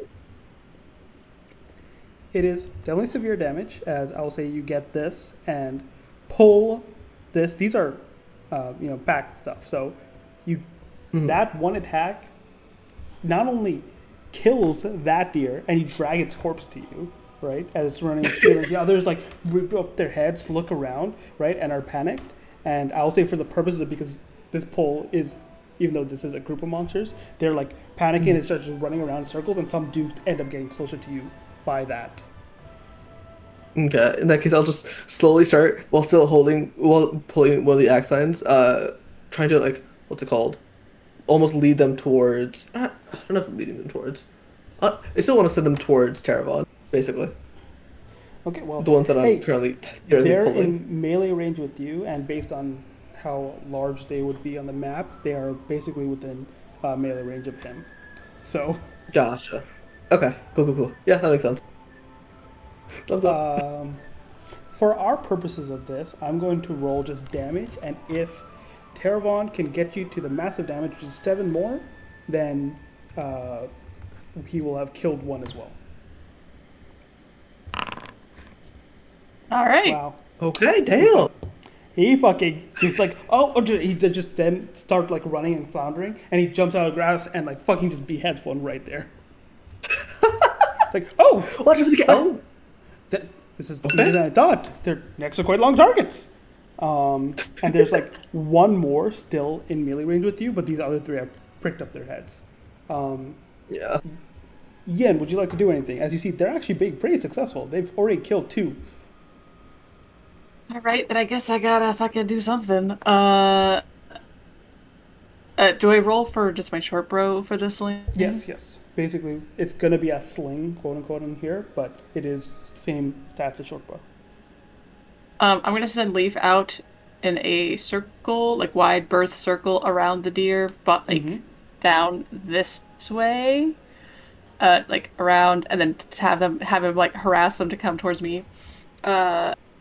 And I'm gonna shoot him with my short bow. Get him! Are you shooting this remaining one or like this one? The path, The ones that are close to me, because I want to. This one or that one? Yeah, sure. This one. I don't know how to pick. Hold left. This one. Yes. That one. Cool. Go for it. 16 with fierce. Definitely still hits.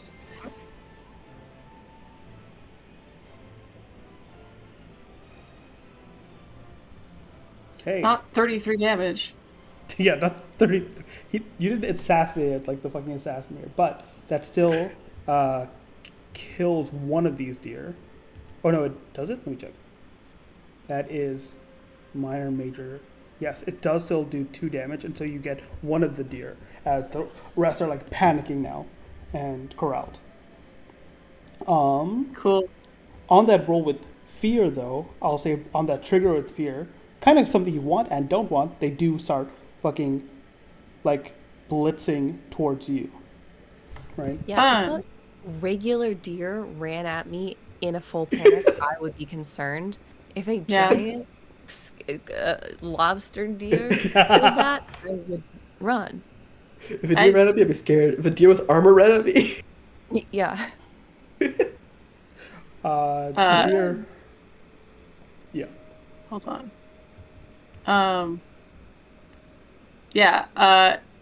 I would like to mark a stress to get out of the way of the deer as they run towards me.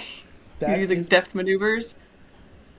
What does deft maneuvers say exactly? I will still apply it. I just want to see what the wording. Mark a stress to sprint anywhere within far range without making an agility roll to get there. If you end this movement within melee range of an adversary and immediately make an attack against them, make a +1 bonus to the attack roll. Okay. So I'll like come up on the side of them as they're charging, and I'm going to hit them again. Okay. I will say though, what they're doing as they're charging is using this. So I'm using a stress for that group, and they're going to make an attack against you, right? But you'll have basically they'll have disadvantage because of your deft maneuver use. Okay. So I am going to mark that stress though. Yes. So let us give them disadvantage. They definitely do not, as you crane to the side, weapon ready, as you are not. You do not have to mark additional stress and are not vulnerable because of, a bunch of fucking charging deer around you. Yay! But I don't. So I don't have to mark the stress, and I'm not vulnerable. You are not vulnerable. Yeah. Basically, Okay, because great. they missed, thanks to that your disadvantage, none of the effects went off. Perf. Death maneuver. Roll. Fucking hell. 10 with hope. It is a roll with hope. So as you go careening, you launch another rock to the side, but you see it bounce off them, as unfortunately it does not hit. You do gain the hope, though, as you see it trips one and it goes careening, so falling on the ground on that roll with hope. And they are like almost stuck in place, I will say. But you do not do the Perfect. damage. Cool. Go after him. Get him. Get him. Get him, At Paul. this point, you all hear a roar. Okay. And Great. it is off. Let's roll a dice. Because it honestly can be from any direction. And it would be bad. So that they don't get attacked. I didn't designate which direction would be what before I rolled. Okay, pick. Classic. Plot him out and roll again. 1, 2, 3, 4. Leo was not 4. Hey. I think Didn't want to be that 3 was either. 3. Yin, you hear the roar from you're on the ridge behind you. That's when using my full GM turn on from your failed roll. Your guys' go. Holy shit. Okay. A follow-up question. Is it a white spine / do I know what it is? You can see if you can ID it with the knowledge roll. Can I just know because I'm out here a lot? Do you have experience that helps? Or any ability? I did not put being a caravaner on my list of experiences, despite the fact that I am that. If you have anything that applies, I will let you basically narrate that, spend a hope, and yes, no. But you need something. I have advantage on rolls to discern the true nature. That's a double What? God, I don't have anything. Can I Unfortunate- use it? If I make a knowledge roll, can I use true measure? You can use true measure. What's true measure again? I don't know where it's from or it's my ancestry. I have advantage Oh. to discern the true nature of things. I don't know what that means, but That's more like a Thalen merchant stuff. Like, oh yeah, hey, which goods are faulty and whatnot.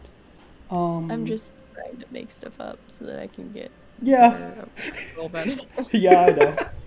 And for that reason, no. Okay, okay, sorry. Final question. Does Mhm. making a knowledge roll, if I roll fear, it's your turn. It's not a Yes. reaction roll. Okay. I don't need to know what it is. You're And I will just give gonna you go- equally good benefits if you do well. Yura's just gonna move I to see put you, Monkey herself Paw. between whatever it is in Yen. You're gonna what? Move to put herself between whatever it is in Yen. She doesn't care about the hunt at all. Okay. Yeah. You are in far range. You cannot get there, just unless you want to sprint.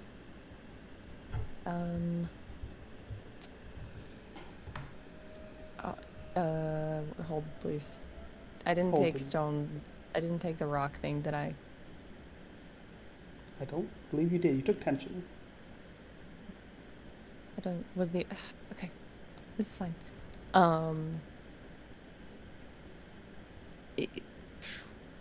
I mean, if I sprint, I okay. Yeah, she will sprint. Okay. Why not? And agility roll. Okay. Because you hear the roar and you can see just, still visible but barely at this distance, Yin's blonde hair like turn behind her in the ridge. That's where the voice comes from. Great. Agility roll. And The thing that I I- almost took a +1 in, but decided not to. Oh, Crazy. yeah. Crazy. God, I have to remember how my character works.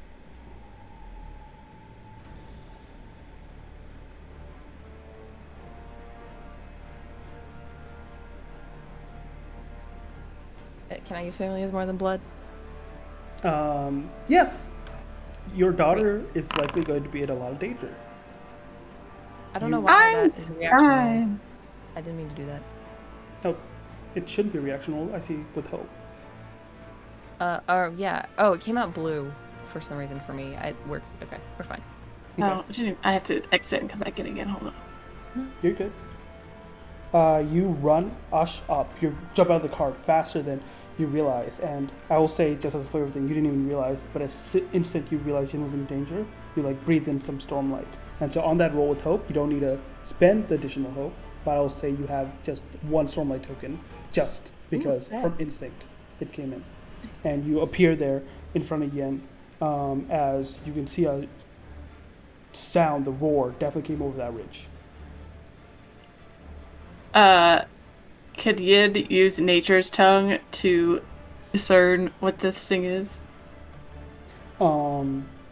Sure. Let's see. Doesn't get that nature tongue value. It is use a hope Listen, to.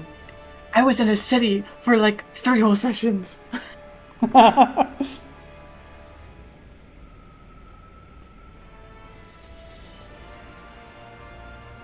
Okay. Let's see how this play.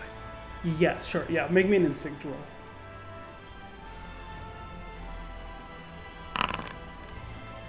Okay. Jesus, stop rolling with fear. You did succeed. So, what I Yeah. will do is you hear the trumpets and you remember when you were young and running through the countryside trying to get to where your new mother would be. You once saw a creature like this as it lumbers out. It was resting, it was asleep, and something told you to very quietly back up and go around. You see. Yeah. I'll show you what it looks like as it rears over the ridge. Holy shit. A white spine, as you've learned about it. A creature that is very much a dangerous predator in the Alethkar countryside. Hunts axe hinds, has known to tear people, goring them through with his tusks and nails. Because of your success, I will, let's see. I will let you know about a thing this creature can do. Okay. Which one is most helpful for you? I will let you know about this. Because of your success at like figuring out the nature, the plants immediately shirk up and you remember seeing it, remember how the plants reacted, remember the warnings, and you can see the spines on the back of the creature. Any creature that makes an action roll within melee must mark 2 stress or 1 HP due to its spined carapace, as it will lash around it. Yid turns and yells to the group, "Don't get too close to it. Its spines will cut you." I think Torla And it immediately will yells cut- back, then why are you two so close to it? I'm working on it. Yin's gonna start slowly. There's still a deer corpse at our feet, right? Yep. But unfortunately, before you can do anything, you did roll with fear. Oh. Yeah. The creature, having lumbered forth, is going to roar out, seeing a bunch of prey, and then also the dead deer at the feet of something. It's like, oh, that's mine too now, and someone's standing over it. Actually, 1, 2, 3, 4. Talira's standing in front now. I sure God am. damn you. Did do that on God purpose. damn you. Julia, God you gotta stop damn doing you. this. Okay, Hey, bud. How's it it's going? gonna charge right at you, Talira. Cool. No. My joke. Not cool. Holy No. shit. A critical. Yura is dead. You're as Oh, dead. God. Oh my god. No. Like, dude, what does afflicted do?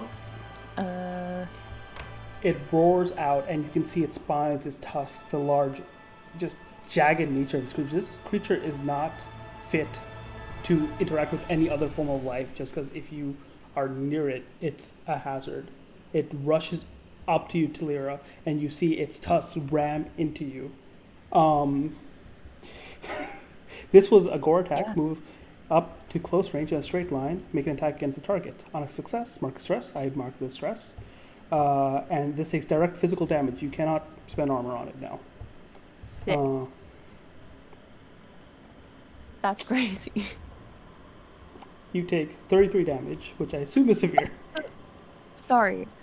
33? It is actually major damage for you. Yeah, that's double my severe threshold. Oh!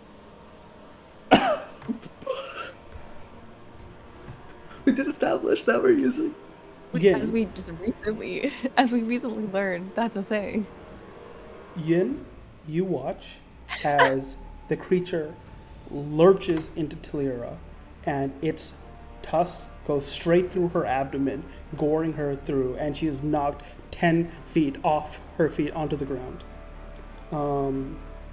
Talira, you take 4 HP of damage, and you are afflicted. Okay. When you What is that? go to take a spotlight, before you can do anything, you'll mark another HP. Oh my god. You are bleeding out That's on fine. the ground in the moment. As this You're getting creature the fuck out Hold of here. on. is standing here, you've been knocked basically over there. Okay. I have a question. Yeah. Fuck, it takes 2 Stormlight tokens to clear a hit point? Yes. Okay, well, never mind. I don't have a question. I'm just gonna sit here. Reminder, you have a health potion? I have a Stormlight token and I Are can't do you anything choosing with to it. spotlight yourself? No. Okay. No. Would someone else Yin like is to running to go? pick you up. Yin is Also, running reminder, you to have pick armor her taken. up. What were you saying, Kalar? I mean, Torland? I'm Yin, sorry, death. I'm giving everybody death. Just armor slots in case you have, Can't it's use armor always help slots to use because those. gore is Can't direct use 'em. damage. Oh, Can't use armor slots. oh my god. I'm fucked. yeah, no. Yin is sprinting to her mom and hauling her up, is hoping that the downed corpse and the other one that was like stuck on the ground is enough of like easy prey to distract them so that she can get Yin you're the fuck out of there.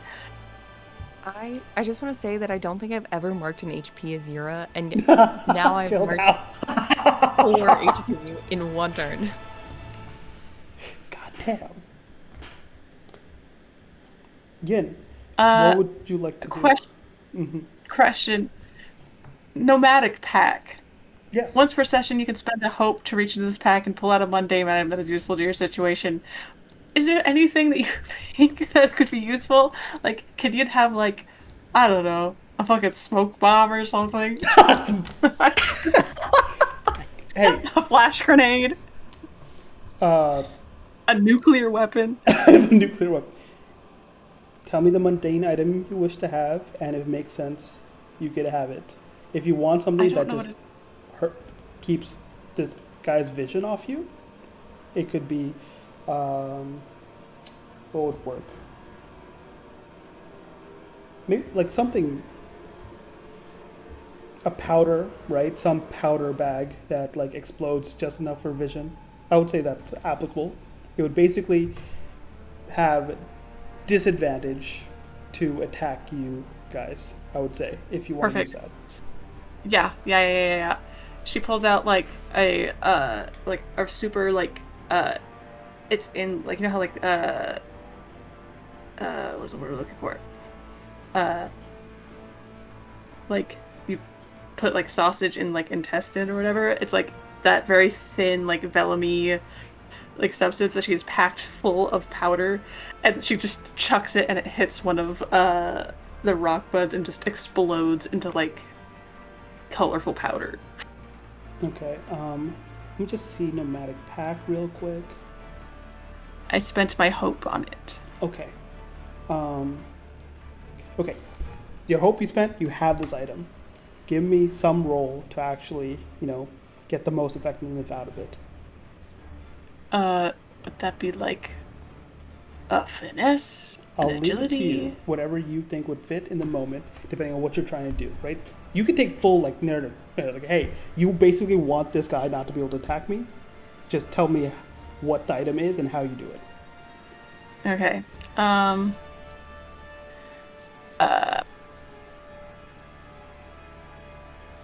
Yeah, I think Yin takes out this little bomb that she's made in case she gets in, in case she gets in a cave with a fucking dude with sharp plate again. And she chucks it on the ground and uses that to kick up this cloud of dust in between her and the thing so that she can run to Yura, and we're gonna roll this and see. I don't know what I rolled. Okay. That succeeds. Can someone tell me? Oh, you rolled 16. Can someone tell me what it? Okay, I need to stop rolling. Is what I'm hearing. No, because it was a success. This was huge because you splash it enough that it's like the flakes, the way it explodes, gets through the chinks and goes straight into the creature's eyes, blinding it, and it roars out, whirling around. Now, I'm gonna say because of its blindness, it cannot target stuff on purpose for at least temporarily. So I will say it's temporarily blinded. Where is the blindness? Here. In addition, however, you are next to this creature and it flails around, spikes diving forward. Would you wish to dodge them, mark 2 stress due to spine carapace, or are you marking 1 HP as it grazes you? I'll mark an HP. Okay. You mark an HP and feel it graze you as you turn your attention back to Lyra as this creature is foaming around. Fear does pass it back to me, but what I'm going to do with this fear is as it's careening, it careens and kills 2 of these, what's it called? Accident. Axine, yes, right? And so, basically, on my spotlight, I'm making it so it has less targets when it does decide to attack you. Back to you guys. That's so chill and cool. Yeah, how much help do you have? 2. I vote we beat the shit out of this thing and invest in duality roll. I will No! No, just so you know. Right? If no one heals or tends to Talira's injury, she will die if she tries to do anything. Yeah, Shit, right, I you gotta can't let do that. anything. I don't know what the rules are for potions. Can I give her a potion? Yes, you can give her your potion. Force feed it to her. Cool. I'm still conscious. Cool. I put it in your hand as I'm hauling your other arm over my shoulder, and I'm like, drink this. You're conscious, but you literally don't even have the strength to drink it yourself because your literally hands are covering a wound that is gushing blood. That if you move your hands, your intestines will fall out to there. Okay. I will feed you the potion. I need you to roll the d4 because I don't trust myself to do that. Hey. Oh, great. Is Out of range of there a afflicted. modifier? No, it's just 1d4. Okay. You heal that 1 HP. You are no longer afflicted. As Yin, what is this herbal substance that you basically cram into the wound to stop it from bleeding? I don't fucking know. I don't go here. You just what does it look like? It doesn't have to be actual plants we know the name of. Okay. Yeah, I mean, it's very, it smells so strong the moment she unwraps it from the leaf packaging that she has it in. And it's not pretty, and it looks like it's it's like a green and kind of ruddy brown paste that she basically I don't know if you've ever seen those it's like a gauze patch that you put over a gunshot wound that makes it makes your blood clot faster. And she just Like, it hurts like a motherfucker, but she slaps it onto Yura's abdomen and like is pressing it there hard as she's trying to drag her away. All right. Yeah, I think the only reaction Yura can give in the moment is just like uh pained noise, and then I know. she's focusing on she's focusing on not bleeding out. Even though I she know. really wants to make a quip right now, but she's Yeah. in too much pain to speak. I know. My best antivenom needs work, but we need to go. We need to go. We need to go. Everything's gonna be okay. Okay. I'll say because the creature is distracted and rolling around, you do move Tilira at least to like out of its melee range. So if she does do anything, spine carapace is not an issue.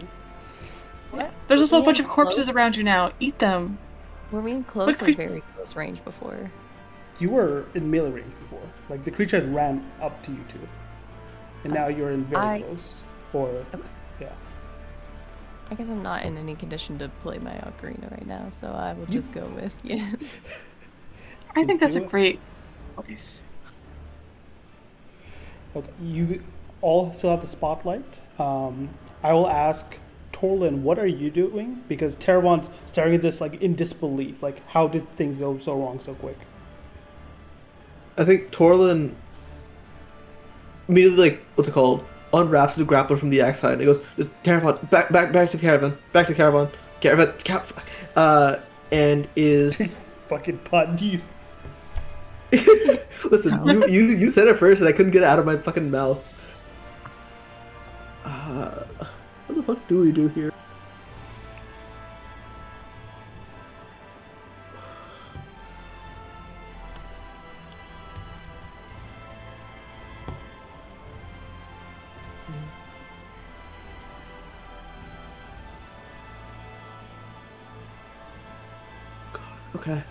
Okay. Can I try to, again, completely ignoring the axe signs, best facilitate us getting back to the caravan, and try to, like, as we do so, very much hide us from the White Spine, in terms of seeing that Yin did something that it's fucking blindly lashing out in that way.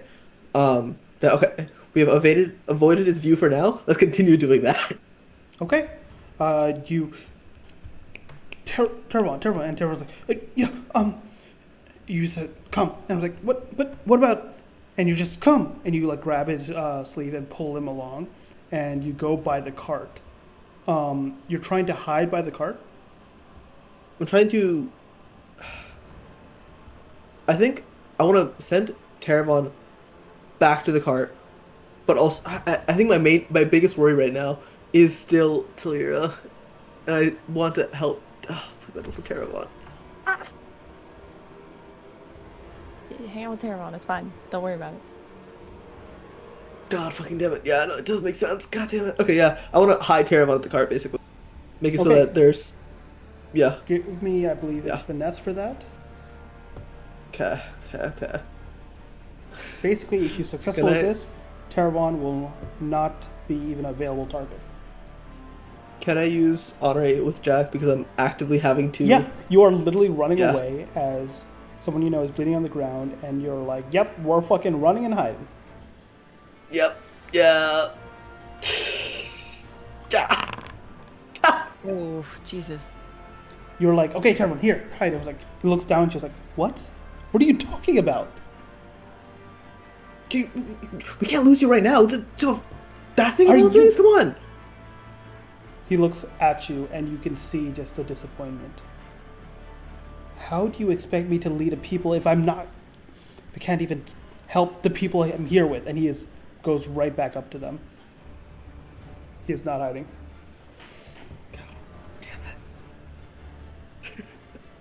The creature keeps careening around, and I'll use that whole spotlight for it to swing and eventually get unblinded. But it's back to you guys.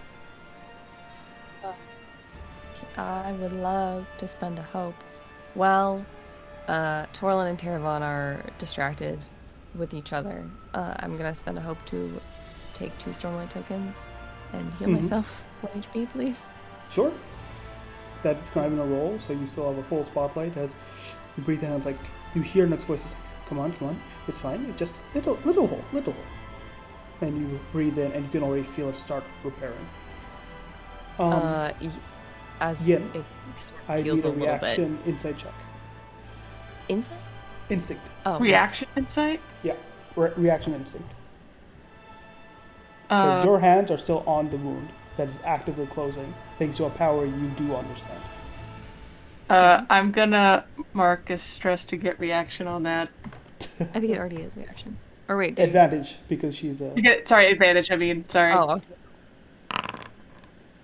Okay. Well, You feel the wound closing, and as you look down, you see wisps of light. And you know what that means. you hear Yura quietly under her breath, like she's, as she does often these days, a little bit like she's talking to someone else, like, it's fine.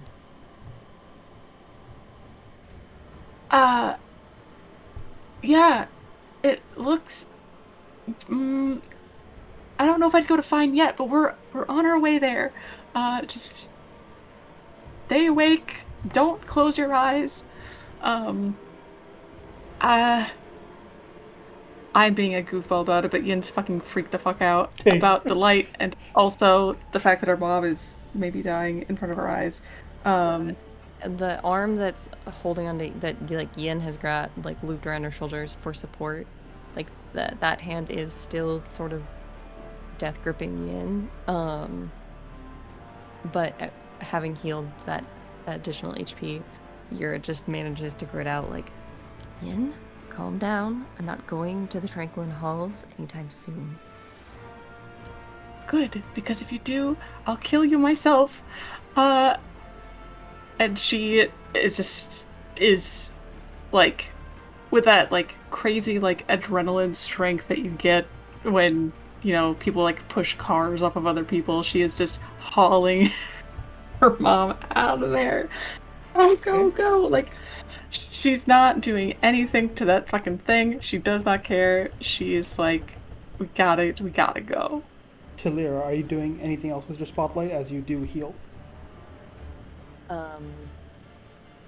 Do Thorlin and Darevon want to do anything? No, it's on your spotlight. That's so up to you. Because you started the healing, you do have Okay, is something it to this? do. Okay. Sorry. We had once per session. Yeah, fuck it. I might as well use it. Use it or lose it. Yura will call out to. This is still on a roll. Well, sorry. You're good. I'm not. Okay. This got stressful quick. Yeah, It was I don't a have friendly range, competition so- at first. There's nothing I could do to the white spine anyway. But sort of in combination with telling Yin to calm down, it's fine, don't even worry about it. Yura will call out to the other two as well. Like, just sort of she can't get out much in the way of like persuasive words, but just sort of a keep it together, keep your heads on straight. Come on. To the other two, and I'll use rally. Everybody gets a rally die. Yay! Oh yeah. You Everyone, like, hey, if Talira's standing, if she's making it through this, you all are. You all get the rally die. Well, calm down, it's fine. Yep, everything's fine. As part of that, Talira, you can still choose to do something else, but I'll say as part of that, you can make a presence roll if you'd like to basically have everyone move away. I would love that. You should go for it. I might have to reload Foundry. Oh, please. This fight aged year, 10 years. That's crazy. Yeah, I was like, okay. You gave me the art as like, hey, hopefully she survives, but hey, here's our art. In her last moments, she gets a visual update. Don't say that. just stands the fuck up as, oh my god. It goes down as a 30-year-old stands up 50. Nice. Yay! shit. Yay! God. Yay! With that roll, you're like, everyone looks at you and is inspired, and you start passing Caravon, who you didn't see the interaction, but he came like storming away from Torlin, who was by the cart, and you see him like look at you and then look at the white spine, and he like holds his blade out in front of him, right? And he's just like shaking, and you see he's like, no, I'm not going to run away, not going to run away. I'm going to stand. And you narrate to me how you like get him to also back down and like come and run off with you all. I think Yer opens her mouth to say something very stern. Um, as he comes face to face with her, like covered in blood, looking quite upset. And recognizing him, recognizing what's happening to him. Instead reaches out a hand that no longer needs to hold her torso together, and puts her hand on his sword hand and pushes his sword down, and just sort of sweeps him along with her and Yin. Like, and I think as she does, just says, "It's time to go." But it hurts you. Fine. It's He a like- creature. That's what it does. He looks at you both, and he just like looks at your wound and knows like, hey, fighting just endangers you more. Just like, you're right. No, let's go.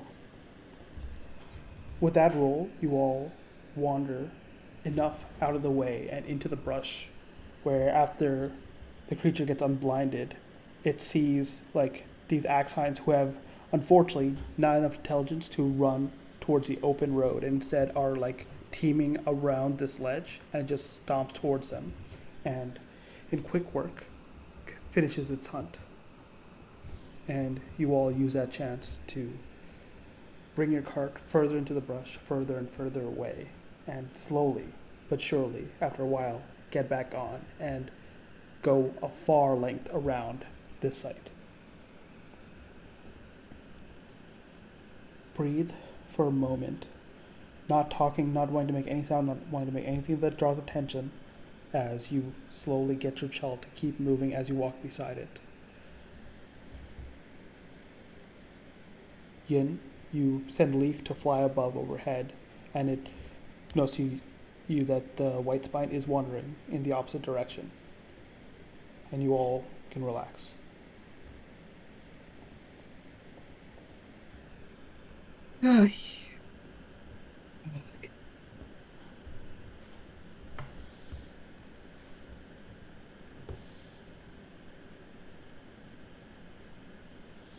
I think Yin is just trying to make sure that like Yura's in the back of the back of the cart, comfortable using whatever they have to like tend to her wounds.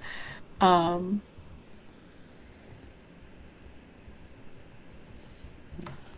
In a way that's very like a slightly older person of her, even though she's not old, she's 50.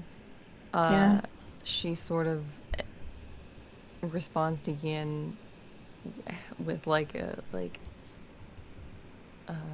just sort of a, what is the word I'm thinking of? Not begrudging, but like a little bit of like, it's not as big of a deal as you're making it out to be, even though she's clearly like white knuckling the side of the caravan. I need you. She's not like stopping Yin from helping her, but she's Yeah. being obtuse about it in a Yeah. way that's like she's just trying to seem fine. Yeah. As long as she's not getting in the way of Yin doing stuff, Yin will just be like, "Yeah, I know you're so yes. Just you know what? This is for me. Like, Please." I'm younger than you, Yin. I know you're stressing me out. I don't know how often you see someone get gored through the front. I don't.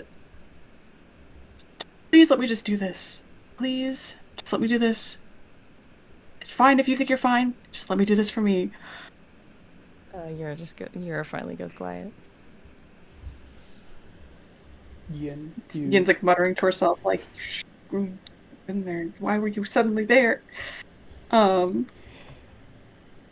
you tend to Yura's wounds in the back of the cart.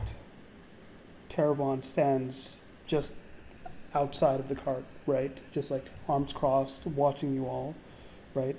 Looks both worried and angry, but not at anyone of you. Just like, Mhm. I have a question about, is this one of those stupid things where like boys don't heal people? No, he doesn't know how to. He's like Okay, there, cool. like he wants to be close and doesn't know how to help, and he's like, yeah, he's just Yeah, like Yin watching waves him because over and is like, listen, if you want to hurt to help, you have to learn how to heal to help. I'm going to teach you how to do this right now. Oh my god. yeah, of course. What can I do? While this is happening, She's though, I gonna. want to know what Torlin is. I think, and this is going to depend a lot on Taravon, but just right before Yin called him over, Torlin wants to just tap Taravon on the shoulder. Okay. He does not Yeah. turn. He's still facing Yin, who's like trying to get to Lyra's wound. Yeah, I'm just gonna whisper, just give this to Andrew and altitude. It'll help take the pain away a little bit. Looks at you, sees what you're holding. What are you holding? Little piece of fathom tree bark. And it's what's it called? A little bit of painkiller. That again, either chew it or if you boil it, fucking turn into a paste and all that. But uh, what's it called? At the current moment, she just has it in bark form. Looks at you like hard for a second, and I think you guys are like the two of them are talking, and you guys are out of the way enough that like whispering like you are. Conversation's not overheard, and he looks down at it, grabs out your hand, and I will spend a fear, as he says, coward, and fucking walks over to Yin and to Lyra. Why? Oh, because he was mad. I was like, is painkiller bad? No, it's from earlier. I understand. How dare you take ibuprofen? How dare you take? I was like, I didn't realize he was this kind of kid. Okay. Thank God. Yeah, and I will say, Torlin, that coward is one in Alethi society a really bad insult, especially among Light Eyes, and especially for your family. You know that was like you haven't seen your brothers like get into fights with other people, but I'll say you saw them once get into an altercation after someone called, like I think maybe Valus got into a fight because someone called Kalahar a coward. Like, coward is an insult, especially if you're a military Alethi family. I think for a moment, Torlin just kind of like flinches, but can't say anything. And a part of him, when that happens, thinks of that. And his instinct is to just wish that there was someone like Veleus to defend him. And then that just makes him shrivel up more because it proves that statement right. Because he's not standing up for himself. He wants someone else to do it for him. And I think he'll just shirk away from view. Do any other duties that need to be done. Terravon joins you again and offers the. Torlin said this helps with the pain. Yes, I'll help. Tell me what I can do. And you, with his aid, like you definitely take the lead. He does not seem knowledgeable about this at all. Help administer aid. Yeah. Lyra. She's definitely like, in instances where she can force him to be hands-on, she is, because that's the best way to learn. But anything that she thinks if he fucks up might hurt, you're right, she's doing herself. But she's going through every single thing, honestly, because battering is helping her calm down a little bit. And she's teacher yin right now. Hmm. You all tend to your wounds. There's no more traveling to be done at the moment. It is not. You're not going to push a wounded person to travel now. It's better to get some rest and see where the wound is, and then rethink plans. You bed down not too far from an area. The leaf always in the skies, making sure that white spine isn't in the area, and do your best to get some rest. That's where we'll end our session. Good job, guys. Oh my god. Fucking Christ. I can't believe you made almost. I'm mad at both of you, actually. That you almost made me watch my mom die a second time. Uh, fuck you, actually. Fucked up, Ash. To little ratted front, okay. Yeah, that's my This is whole true. thing. It's a fucked up thing to do. How dare you punish me for doing the thing my character would do? I didn't punish you. The dice punished you. Damn. I get what? 34 damage? Yeah. It crit. You know how hard? I have to do a regular crit, like it's a Yeah, you d20. have to roll nat 20. Yeah. Ugh, I hate it. That That was a great white roll. spine is no joke. Holy shit. Yeah. That whole time I was like, oh yeah, this is like that time when Roshon's son died. Or Yeah. whoever, not Roshon. Was it Roshon's son? Yeah. Yep. The white spine was made very scary in the book, and I was like, oh, this isn't going to be that scary because you guys are like, adventurers. You're going to kill it. It might be a little scary at first, but holy shit, Yeah. was it scary just because That's of what I that expected. first hit. I was like, aha, these are scary, but we can kill it. No. Yeah. Oh No. my god. The Priorities direct- flipped real fast. Okay, I'm saying it out loud right now, so it happens next time. I need more Yin and Torlin time. Yes. Teravon can be there if he wants to be. I don't really care about him. I wanna do what Talon said and beat the tar out of you to make you feel better. Oh man.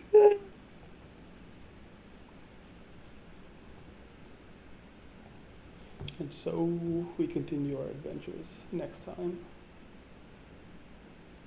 Nice.